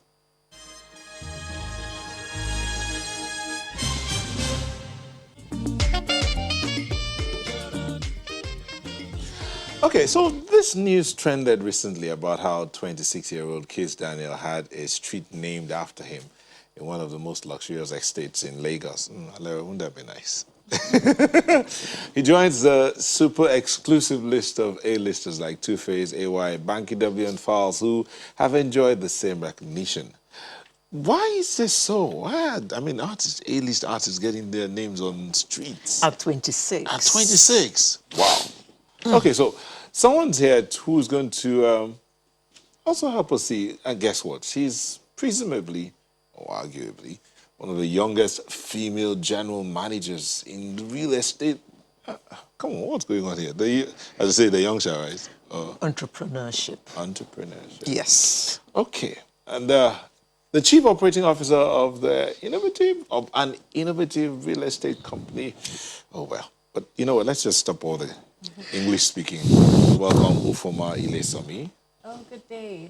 How you doing? I'm very well, thank you. So, what would you like to say your age on live television? I don't mind, actually. Okay, so tell us. Because I said that arguably the youngest general manager. Yes, How old are you? I'm going to be 31 in October. Okay. So pretty much I'm 30. So is that why young A-listers are having streets named after them? So you're putting your age group. Actually, we started off with Two-Face, Innocent Zibia. So that's sort of not my age group, Okay, right? Okay. So, and then we grew up from Two-Face to other people. And the reason why this is really happening is because we're very creative. You know, we're very creative business, and then also we're very creative. We have very creative designs. Architecture is very unique, so it just sort of like flows in line with the creative space. Okay. You know? Does that speak to why you appear to be supporting the creative industry so much? Well, reason is also because of social. It's part of our social, corporate social responsibilities to just give back to the creative industry. So it's something like that. Why did you pick the creative industry? You know, and creative industry is somewhere that is unique, and it sort of like falls in line with our kind of design. Our architecture is so unique. It's different, it's modern. It's, you know, it's trendy, like that. Okay, so let's look at, you talked about your designs are unique, they're different, it's like they come alive. Yes, they do. So why are your designs so trendy? So reason is really because many years ago when we started the company, we already had the mind that we're going to create something fun, trendy, interactive. So, and this is really because that's just something that we just have. That's what the founders have always wanted to do. And I can remember one year we started off, we did a design that we called lipstick. Another year we did another design we called color scheme. Another year we did another wood cladding. It's just something that is very interesting. It has character. So when people see it or you go past our estate, you just be like, wow, what's going on here? What's going on here? It's just very interactive. That's really why we just said, let's do something trendy. How do you determine the A-listers you're going to name streets after? Okay, so what happened initially when we started is, you know, celebrities, they know each other. So what happens when one came in, saw it, loved it, told the next person, came in, saw it, loved it, it just kept growing. So it wasn't something that, it happened organically. It wasn't something that just woke up one morning and it was just growing organically. That's what happened. So are you therefore saying that Kizz Daniel actually has a property on the street after which is... He does have a property on the street. And Two-Face has one? Yes, he does have a property. Okay. So they actually own this property and virtually all of them live in the estate. Ah, well. But now that you are here today, Are you hoping that you will get more celebs coming to do business with you? We're looking forward to that. Definitely, definitely. And they might just get a street named after them as well. Watch out. Okay, so being the general manager at a very young age, what would you say is the most important cornerstone of your success Okay. as a young, not too old estate? Okay. Okay, so I would say that, first of all, I like to say is God. Success always comes from God. Secondly, I have a very great team that I work with. In fact, my team, I'll call them phenomenal. And also, the power of relationship is something that I cannot overstress because that's the bottom of why we're very successful today. Why I am very successful today because I don't joke with the power of relationship with whether it's an older person, whether it's a younger person, whether it's a low-skilled person, it doesn't matter. Relationship is so powerful. That's something that's very big for me. And talking about relationships, is your company doing anything about empowering younger women and children? Absolutely, absolutely, yes. As you can see, I'm the GM of the company and I'm a woman, and the assistant general manager is a woman. Okay. And then we have other, and you can imagine because our sector has a lot of more engineering, more men for engineering. So you can imagine that we being leaders of the company, being female, of course, we're empowering. And what we do is that we do not just empower women. We pick people when they're young and we grow them, build capacity, and then, leave them to take responsibilities. Well, we hear that you were very successful with Richmond Gate, and you've come up now with Richmond Pearl. Are you expecting the same amount of success that you had with the Richmond Gate? Richmond Gate Estate. I would say Richmond Gate Estate is one estate that everyone will always love because that's actually where we started from and that's what took us to the next level. Where is it located? It's in around Ikate, Lekki. Okay. Yeah, it's very close to Meadowhall School if you're very conversant with Lekki. But it's one area that, people will always love. It's one estate that people always love. However, Richmond Pearl Estate promises to be spectacular because Richmond Gate Estate has two very, very unique things. The 2 bedrooms and the 3 bedrooms on 2 floors. So that means you get a duplex at the price of an ordinary flat, which is fantastic. And then also, when you come out of maybe your floor or come out of your unit, you see greens everywhere. The buildings will have hanging plants, which is what you see internationally when you travel abroad. So, that's something that is unique and much more, so many other things. So, in other words, as you're getting on in age, you don't want to go to Pearl Estate because as people get older, they try to avoid homes with staircases. Well, so you're not catering to that audience at all, are you? You have a very, very good point because Richmond Pearl Estate actually has the flexibility of different kinds of property. I've only just mentioned 2. There's a 5-bed, there's a 4-bed, there's just all sort of types of properties are there, like 5 different models. But I've just mentioned the 2 just because they're very attractive. Okay. So you guys call yourself let me get the words right, pioneers of contemporary architecture in Nigeria. Some would want to know, what gave you the audacity to even dare to call yourself pioneers of modern day architecture? All right, so that's really funny, audacity. We started sometime 14 years ago.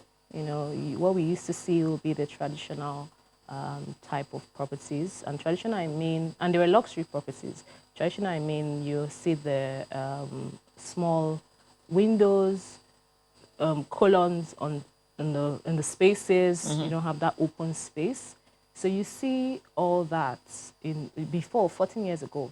But when we came about that time, we introduced contemporary style homes where you have flat roof, big windows, open spaces, more light in the space. It gives you that modern feel. So we brought that into limelight. And what then happened was we then started building, and other developers, started coming. So anybody you see who is building contemporary homes right now are people who came after us. So that's why I strongly say that we're the pioneers of contemporary style homes in Nigeria. Even if you say so yourself. Some Okay, we people agree with you. We agree with you. We agree with you. But even with that kind of building, you're talking about open spaces where in this day and age where people are looking at conserving space, they're looking at managing the little spaces. I mean, Lagos already, they say it's overcrowded. Yeah. But you're still building. But you're looking at open. So how are you working to ensure that you provide satisfaction while at the same time ensuring that more people can be brought in? Okay, so that's why I said the 2 bedrooms and 3 bedrooms are very unique, because even if they're open space, but it's still meeting the needs of what Nigerians want, what Lagosians want. It's still meeting the need. So that two space, and then it's very attractive. So that's exactly an example of what you're just saying now, the 2 bedrooms and 3 bedrooms. So it's not super big. It's just, precise but nice for what people want. And how are they in terms of pricing? Terms of pricing, we believe that our pricing is, because we're actually known as affordable luxury developers. So we're providing luxury at affordable price. So definitely the pricing commensurates or is even better than what's out there. And what you're presenting to people are finished properties, not shells. No, finished, totally finished. You take your keys and you move in. Wow. So, looking at some of the pictures that we've seen so far, when you say affordable luxury, a 2-bedroom, for instance, do you mind telling us how much that is? A 2-bedroom will range from about 46 million to 49 million. Okay. By the way, I'd like to mention that those are actually live pictures, not 3D. I know. Yeah. Okay. Yeah, we know they're live pictures. Fully furnished kitchen. Everything's furnished. Yes. So you're just coming with your bag. Yeah, you pretty much just come with your bag. Okay. So 2-bedroom go for about 40, 50. With your bags? Well, you have to do your interior, obviously. You bring in your beds and you bring in your beds, yes. Okay, but the kitchen's already fitted and all of that. Yes. So you just bring your chairs, your bed, and your... Okay, good to know. But if someone's interested, would they be looking at like payment plans, yes. mortgage? You guys do mortgage? Well, we don't do mortgage, but other people or banks who do mortgage can also work with us, see if they can give our clients support. We don't do it directly, but we have a payment plan, a very flexible payment plan that allows our clients span across maybe 24 months or, depends on the life cycle of the project. So yeah, so it's usually very comfortable for them. Okay, there seems to be, the pandemic has put pressure on almost every sector of the economy. How is the property sector doing in this pandemic? Okay, so I'll speak for us because we're into development full time. So one of the things that has really helped is, again, our flexible payment structure. So when the pandemic started, we had, because we have very loyal clients, so when the pandemic started, we had clients who would come to us and restructure a more comfortable payment plan, and then we just tie it into our cash flow and, make it work. So we've not had to lose a lot of clients, or we've not even had to lose clients because we've had to work with them, and they're willing, they desire to want to have these homes. So definitely they've come to us and then we structure plans. So that's actually helped. And then also, we do have a lot of clients in diaspora. And these clients, they are buying more now. So you can imagine, they're buying more now. They are? Yes, they are. That's what's going on. I mean, they're buying more. So because of that, we're able to obviously bring in much needed investment funds into Nigeria, what Nigeria needs now, at this time. How does it work? You build the houses and then you sell them, or you get money from interested people, you give them allocations, collect money, and then you build? Okay, so it starts from a process of, finding the land and designing and then putting them out. So we're strictly off-plan developers. So we start from a scratch to the finish. So the customer is pretty much growing with us. So as the project is growing, they're growing with us. So the payment plan spans across the life cycle. We're just growing together. And then by the time, your payment is already reaching the end, the project is already completed. Oof, oof, oof. Well, we've been speaking with Ufoma Ilesamu, who's arguably the youngest general manager in the property industry. She works with Haven Homes. Thank you for Thank you, sharing sir. today Thank with you so us. much. Sunrise will be back in a moment. Just stay with us.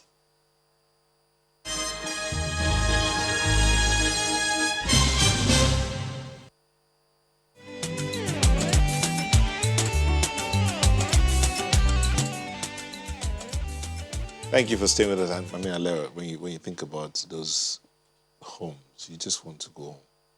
Well, you can't go home yet. It's not 12 noon yet. So stop thinking about home. Okay, it's okay.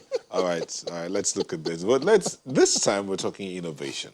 Now, that housing innovation, tech innovation, democratization of law and justice now on fast track technology, and the innovations it entails has defined a new way of life, taking technology away from the realms of luxury into the arena of everyday endeavors, whether in the professions or in the matters of lifestyle generally. So you can imagine today, you want to, whatever you want to do, there's some kind of technology to help you get it done. Indeed. Those were the words of the Vice President, Professor Yemi Oshibajo, on Thursday in his keynote at the Virtual Law Pavilion Technology Conference with the theme, A New Paradigm in Justice Delivery.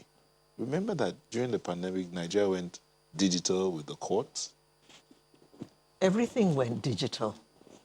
Apart from eating, we still eat live food, not No, digital. you can be eating digital food or be eating virtually if you wish.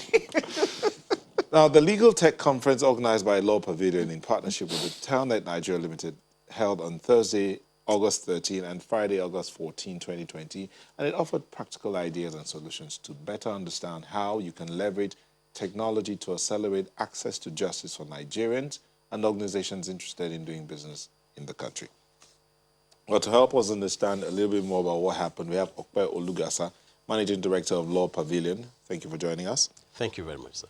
Also here is Folorunche Aliyu, General Manager or Group Managing Director, Telnet Nigeria. Thank you for joining us. Thank you very much. Okay, so let me start with law. Now, it's in this pandemic that we've seen more of technology in law.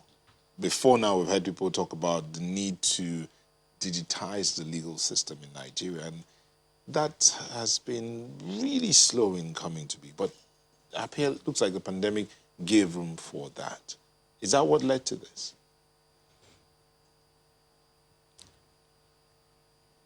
A little bit of yes.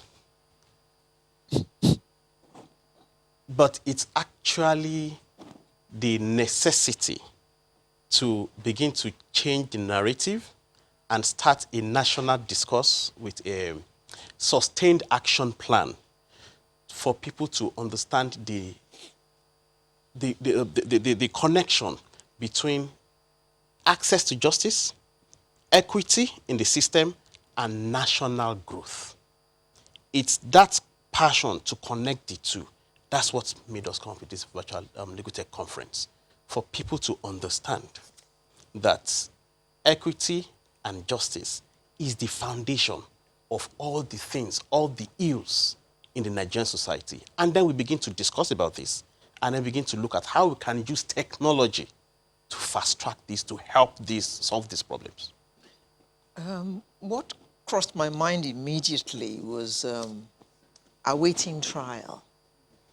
We hear that often, and some people have been sitting there for, some of them 8 years, 9 years, and they're awaiting trial. So this technology that you're talking about, is it going to reduce such injustices from the system? And if so, how?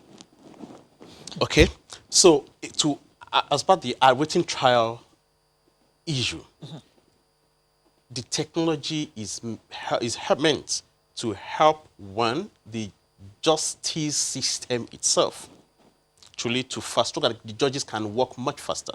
Okay. They can manage the cases much easier, so they can handle cases much faster. Also, so what we did actually is an ecosystem, because it's not only about the courts. There is the angle of the law firms as well. how efficient can they be? So we're using this technology to help the law firms work more efficiently, interact or integrate more with the courts more efficiently, so that their clients' matters, someone in the prison awaiting trial, can quickly get access to justice. His matter can be quickly adjudicated upon, and then he can move on with his or her life. And it's a national issue, really. You know, there's no way you talk about a digitized justice system without looking at a digitized policing system. So was that factored into this conversation? Absolutely. Thank you very much. Like my colleague said, the ecosystem is extremely important. That means you take a look at all the stakeholders, look at all the actors, and that's why it's a national discussion. Yes, it was factored in. You start first from the citizens understanding their rights. So there is an application, a solution built already that allows the citizens to know their rights, allow them to actually get access to the right person. Some people are accused today and they don't know the next thing to do. There's an application built already, a mobile application, where you get into any issues, you need to know what your rights are in that situation and who to speak with.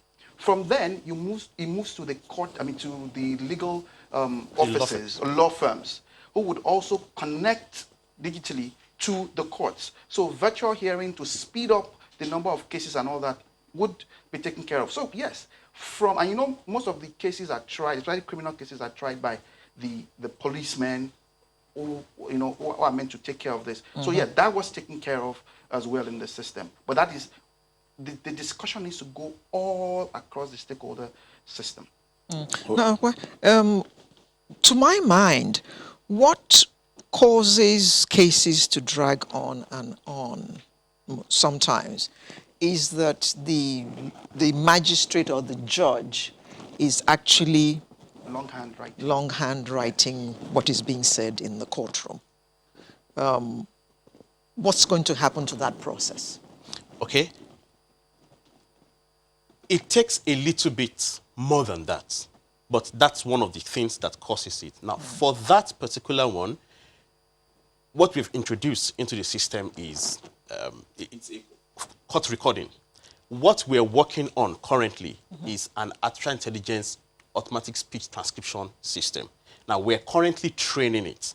And by the time it's fully released, and any moment from now, is such that as the litigants or the lawyers, the counsel in court are talking, the system is automatically recording it, transcribing it, and everyone in the open court can see it.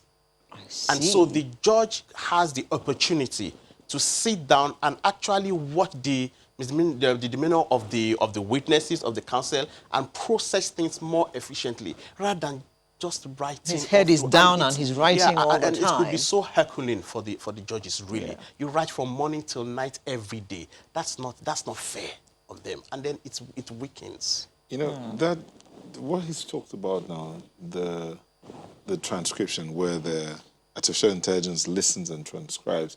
One will begin to wonder how much of training is being given to that AI, because you have different accents, you have different modes of pronouncing the same word, different versions of pronouncing the same word. Some people, even those who are old school, still miss out on their punctuations in speech. So would that AI be able to capture all of that, so that later on, when the judge is having to go through, or when maybe another judge comes and has to pick up the case, he's able to. So how are all of these things going to be factored in? Because that might be the determinant of whether a case is settled once and for all, or someone is sent to jail for life. Thank you for that. It goes into the first questions you asked. We've been doing this for a while. This training has gone on for a while, and that's why it has not been released yet. It's been going on for a while with these different stakeholders. So to answer your question, it's already in the works. It's been years this has been done. So it's almost time for the release of this.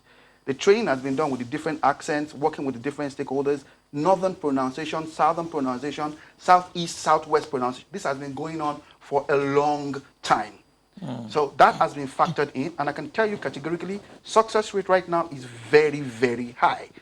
And we're doing on-site training of this AI, even in courts and in sessions right now. Is that part of the court management system? Yes, it is a whole suite of solution, and you have modules. So you activate the modules as they become mature. Yeah. So this AI module is the maturity stage where we are waiting, and that would be turned on. Tell us about the court management system. Okay. So the court management system looks at the entire value chain when it comes to the court system. So you would look at how would lawyers upload the cases. So instead of going all the way to Abuja to go and file this large, bulky, what do you call it, a submission, you can actually upload from your office. Ensure that the right payments are made online. Ensure that it is received appropriately, it is stamped appropriately, received into the system appropriately. It is also, what's the word now? The cases are scheduled to the right judges from the chief judges and justices. As it gets to them, if your case has been assigned, the same the litigant, or you get notification. You don't necessarily have to go all the way to Abuja, for example. You can have a virtual court hearing. It is secure end to end. Sessions are secured as well. And have you noticed we have infrastructural issues as well, where someone is speaking and you say, oh, I cannot hear you and all that. Those are things we are fine-tuning and dealing with in the background. So you are sure that end to end, you have the right things. Let me ask you about you talked about properly stamped, properly filed. Stamping there means the document has to be printed, stamped, and then scanned again. Is that also being factored? No. Or do you have digital stamps being created? Digital stamps are created, but everything is based on process. Now, technology is an enabler, and it helps you to also do things on scale. But process must drive technology. If you do it wrongly, it becomes another way of causing trouble. So we are still working within the legal framework. Things are possible, does not mean you must do it. So if the court says we'll print at the end based on the process and the law we have today, it must still be printed. But if the laws are amended, the system, you have it there in the soft copy and all that. So both are possible, but there is e-stamping, there is e-signature, there is e-receipt already available in the system. Is all this encrypted? Absolutely. Oh, yes. In fact, because Nigerians are very intelligent people. Oh, absolutely. Or you find them hacking into these things, and where there's no knots, you suddenly find a knot, and you find that your document has been turned upside down. You know, it's encrypted end to end. And apart from if you don't mind, apart from the encryption, there's something called keys. You do not leave the keys with just a single individual. So for anything to change on the system, the 3 different persons or personnel involved in this so the judge must be involved, the litigant on this side must be involved, the litigant on the other side must align before there's any change. So if anything changes, it means we all agree it has changed. Okay. So apart from the encryption, that also is important. Okay, the pandemic has given rise and given room for a lot of these ideas to come to the fore. Again, I asked you, are the lawyers and the police, we asked the question there, are the law firms and the police factored into all of this?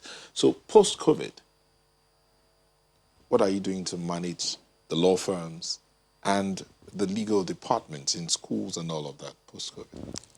Post-COVID is the case management assured, but it's also integrated into law rights, which he talked about.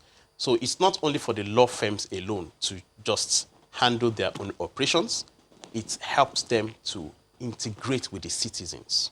Don't forget, as we had said earlier, it's an ecosystem on access to justice. So the law firms are able to off-take matters, briefs from the citizens, and then internally, they are able to, apart from process that, have access to their library of resources. And that's what we started with, actually. We digitized the law, the cases in Nigeria, the judgments, and then we began the electronic law reporting system. And so we've taken that to much better standards now, where at the virtual conference, we unveiled the e-laws of Lagos State. So lawyers have access to textbooks, virtual textbooks, the laws digitally, all the law reports digitally, all the tools they need. And then, as Efeso rightly said, they are virtually linked with to the court. So essentially, post-COVID-19, the new normal means that law firms and law departments will engage with their clients virtually. They will engage within themselves virtually, They will also engage with the court system virtually. And this, we think, must happen without reducing the speed, but to rather increase the speed. And that's the value we're bringing on the table. Interesting. With the, no, not litigants, the man out there, I don't like his name, would the man out there on the street be more comfortable with the legal system going forward? Is that what law rights is about? Yes. First is to give you knowledge. What are your rights? Most of us don't even know what our rights in different situations. So it gives you access to your rights. The second thing it also does is it helps you to know who to reach out to within the legal system to help you. Okay. Thank you very much. Congratulations are in order. I mean, you're publishing E-Laws Lagos, right? Yes, sir. Congratulations. Thank you. And well done. We're speaking with Okpe Olugasa, Managing Director, Law Pavilion, and Folorunsho Aliyu, Group Managing Director, Telnet Nigeria. Thank you, gentlemen. Thank you. And let's see our legal system get better. Thank you. We can't wait. Thank you very much. So as we'll be back for the home stretch, to stay with us.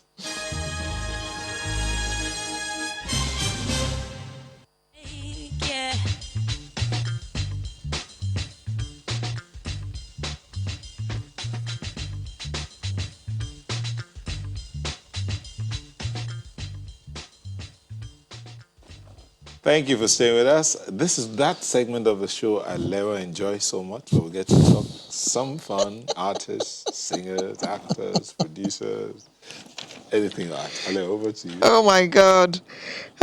Yes, she's a Nigerian singer. She was born in Moscow to a Nigerian father and a singing Russian mother. So it's in the genes. It's in the blood. It's in the blood. Okay. Her music incorporates hip-hop, jazz, poetry, and reggae into what she terms Afro soul. I like that. I like the fact that there's Afro in it, and then there's soul as well. If you're black, you got to have soul, man. I'm telling you. Diana attended, I haven't even told you her name yet. Her name is Diana Bada. She attended Adrao Secondary School and graduated from the University of Hertfordshire, Budapest, with a degree in business administration. Another one of those. Yeah. She will be joining us via Skype. Hi, Diana. Hello. Hi, guys. How are you today? Good day. Good day. Blessed day to you. I'm well, thank you. Great. So you studied business administration. So I did. What are in you Hungary. administering in music now?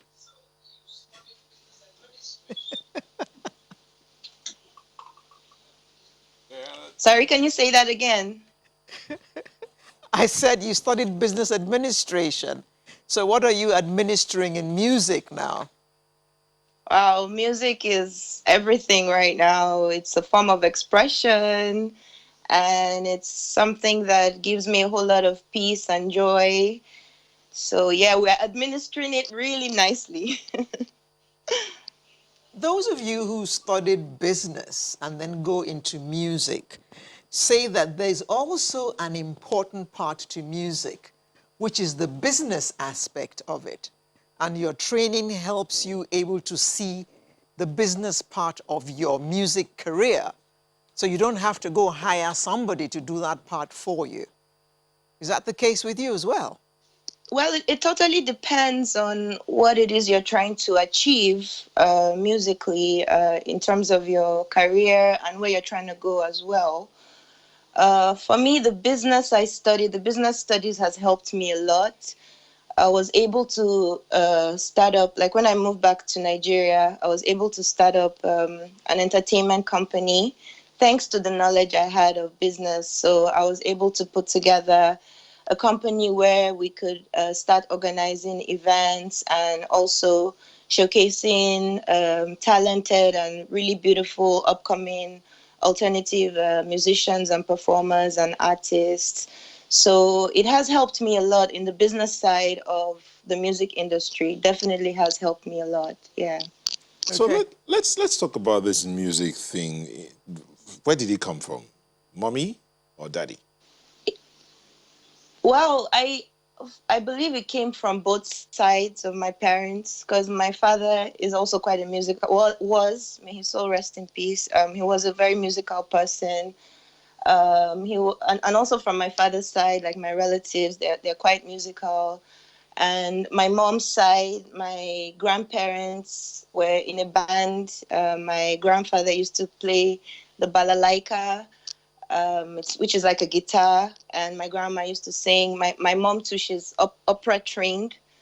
So she's opera trained, but she's quite shy. So I actually learned a lot of stuff from her as well. And also within myself, just discovering more of the kind of things who I am as an individual and what it is I'm trying to portray. Okay, so why hip hop jazz? Not a lot of women go to that, do that kind of music. Yeah. Well, music in its form is really, it's a way of expressing yourself, whatever emotions you might be going through. So for me, hip hop is a way you can channel your energy towards bringing the vibes, bringing good music, bringing music that people can relate to. People go through all kinds of experiences, challenges, and then hip hop is an outlet for that kind of expression. Reggae music as well, jazz music, in terms of improvisation, in terms of that kind of freestyling and expression. Jazz also creates room for that kind of thing. So I think that's why I drove towards that direction. Yeah. Have you found a huge following for your music in Nigeria? Well, I moved back to Nigeria a few years ago, and when I first moved here, it was quite challenging for me for the kind of music I was making. But then with time, I was able to reach out to an audience, and I was able to actually find my audience here. So I believe there's a place for everyone in terms of your music creativity. I always tell people to just explore yourself, don't limit yourself, and just try to be creative in whatever it is you're doing, and let it be from the most honest part of you, so that people can also be able to relate to that. So for me, that is how my direction went. And I found myself in Nigeria, in Lagos, and I found myself writing and getting so much inspiration here. And yeah, it's been a beautiful journey so far. And the journey is still going, and we're doing it, and we're loving the process.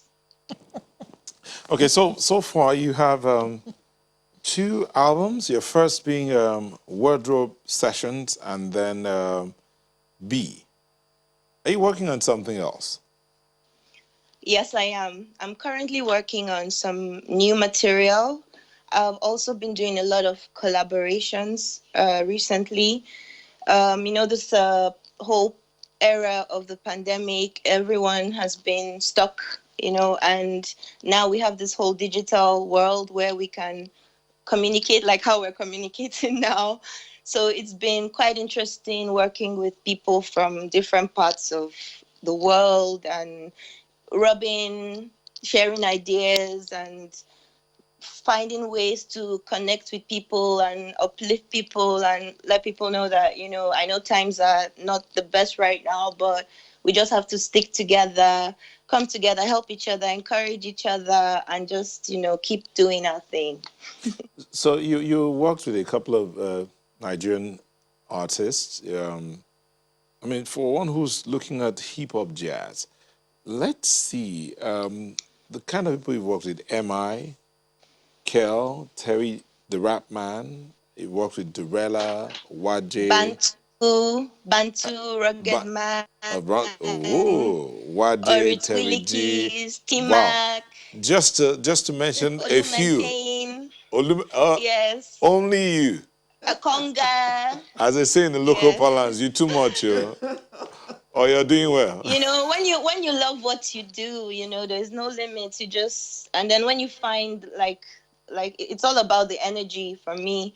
You know, when you're in a space, sometimes these songs, like I did a song with Kofi, you know, Kofi the comedian, and he was actually in the studio working, and I had a session after him, and we met, and from that his song came out because we just had this energy of, you know, we got along, and then we had similar things that we were going through at the time, and then we wrote a song called 2 by 2, you know, so that's really how it's been so far, like, yeah. But working with all of these people, don't you think there are some who would say, won't you lose your focus? I mean, having to work with people in different genres of music, wouldn't that sort of like dilute what you want to create, or is that just spicing up you? I believe it actually spices up more of who you are as an individual, because, you know, when you do workshops like this where people are rubbing minds together and sharing ideas, you can pick up some interesting things from each other, you know, and yeah, and then you can just put it into a project, and then before you know it, the project comes alive and it's out there for the people. Yeah. Okay, Diana, just hold your horses. We'll just take a quick break and we're back to continue the conversation.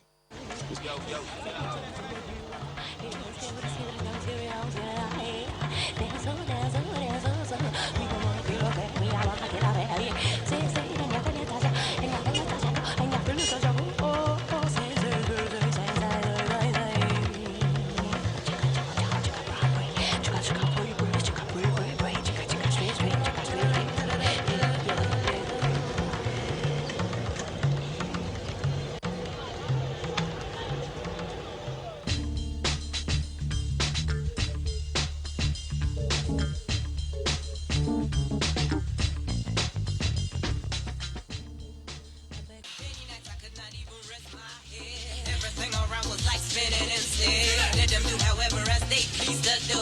Regretting the help that never met you. What is said is all the things that have to compare. Positive living and not being impaired. Let them do however as they please to do. Regretting the help that never met you.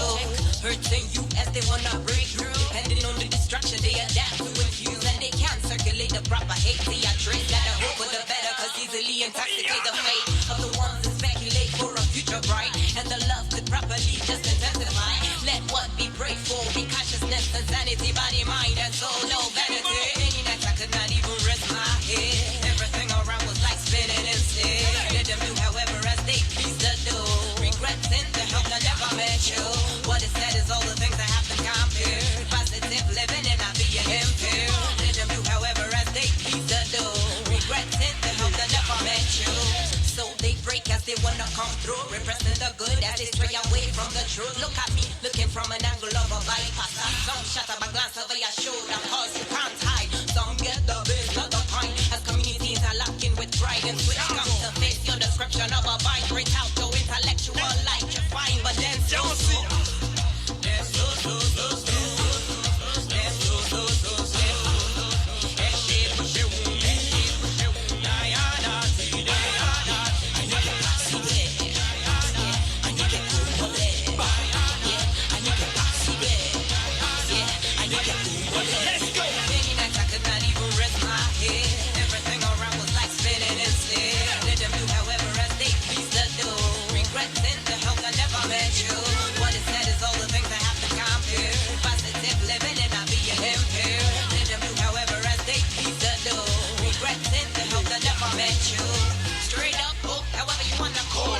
Remembering the ones that can't afford it. Right, the signal is there. Everybody prepare. Give praise to the Most High, cause He care. Anyway, the impression was clear. Gotta keep loving your neighbor. Think you're moving in the right path, and then sometimes favor. Metropolitan atmosphere, searching for a reason why we can't make a safe, able sound. Receive the pleasure of a comfort home. As everybody involved, even a chaperone, and give love for the family that combines the amount. Respect the abilities, said none to one, but then so.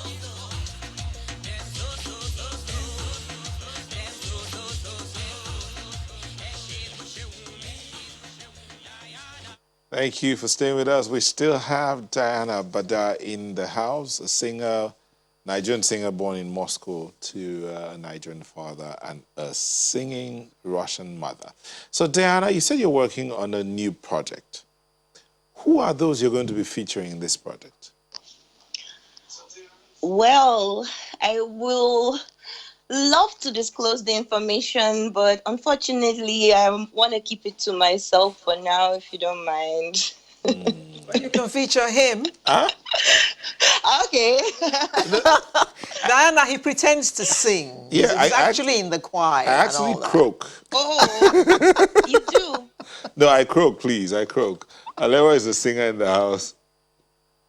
Oh, come on. I said he pretends to sing. Pretends to. To do. We're going to sign out, and then we'll let you do a little bit of freestyle to end the show. Okay. I mean, you have like a minute to end the show with a freestyle. So just get ready. But before we give you that opportunity, what word would you have for those who are looking to express their creativity, even in the midst of all the challenges that they might be? Yeah. Yeah? Diana? Okay. I said, what if you had a word of advice for those who are seeking to express their creativity, what would that be? Well, the first thing I'll tell you is to believe in yourself. I know it sounds cliche. Everyone always says that, but honestly, you have to believe in you, because there's so many voices that will come around and be like, do it this way, do it that way, do it that way. But you have to listen to that little voice. There's a little voice. It's your guardian just to tell you, your conscience to tell you which way you should go, what direction you should go, and also try to tap into that. And you need to also be very disciplined in what it is you're doing, believe in what it is you're doing, and put God first. Thank you very much, Diana. Hello. And Diana closes the show for today. We will bring you a fresh edition next week. I am Alera Edu, wishing you a very happy weekend indeed and a blessed week ahead. And I'm Neo Taigbe. Please be the best you can be. Be your neighbor's keeper, and let's all leave and stay safe and protected. We'll leave you with Diana Bada as she does her freestyle for a minute to end the show. Diana. I'm racking my brain to know what to sing, so I'll just continue with the last video you were showing, which is called Them So So. So, are you guys ready for me?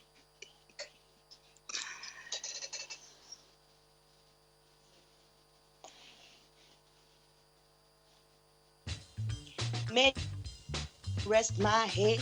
Everything around was like spinning instead. Let them do however as they please to do. Regretting the help that never met you. What is said is all the things that happen compared to parastatin and all that's living impaired. Let them do however as they please to do. Regretting the help that never met you.